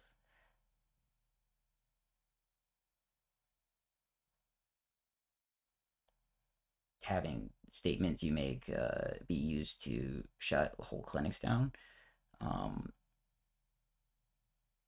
when it's not like you knew that they were just there to establish that you were there. And that's, yeah, whatever makes me important enough to for that to happen is why it happens. I guess I don't understand how those types of things work, but I know that the amount of money behind a cancer child, it's the only one alive and has an innumerous number of therapeutics being developed off of it, like being even tertiarily like near something that happens that they're not aware of, because it's like whatever. I still argued against the fact that it like happened, so I really didn't understand. I was convinced, but I think I almost convinced them to just like do something else maybe, because they didn't ask anything else of me, and it was like a formality. And but my memory of the circumstances were so good, and other like cases, like it just didn't make sense, even though it was what it was, I guess. And that's something that I don't think harmed me or other people, but you have to, I guess, protect those types of things because of that, or else, I guess funding could be lost or whatever, and ultimately that would be very bad. But having like anything happen and then repudiation happening against like me or other patients, now I'm on a list of the patients that would be able to get a lot of funding for stuff very fast. Now it works in the opposite direction, and I hated seeing that. I did a lot to try to not have to see that again. I'm pretty sure that worked.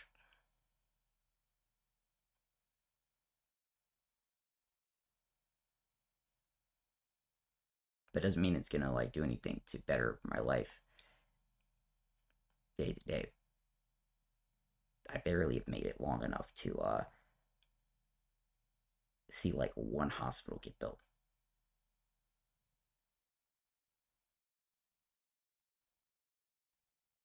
Barely.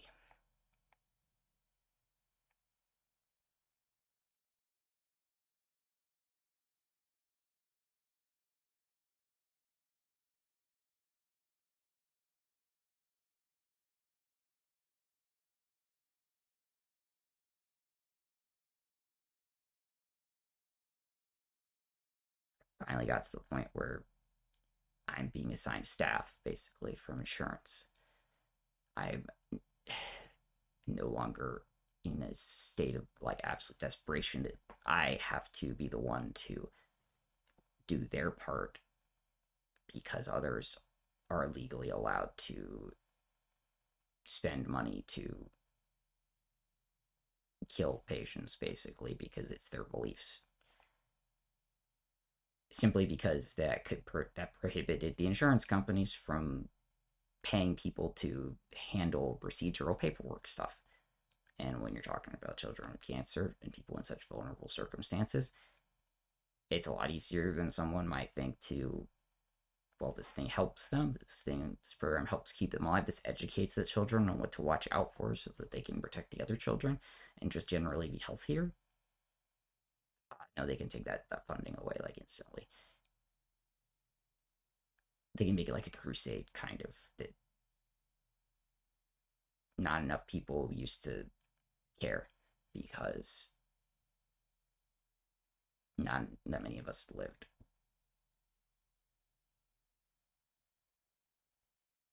I've just been a lot more productive than most because I'm intelligent enough to. But I don't like spending my day doing that. And I think it's better for the alternative to start happening.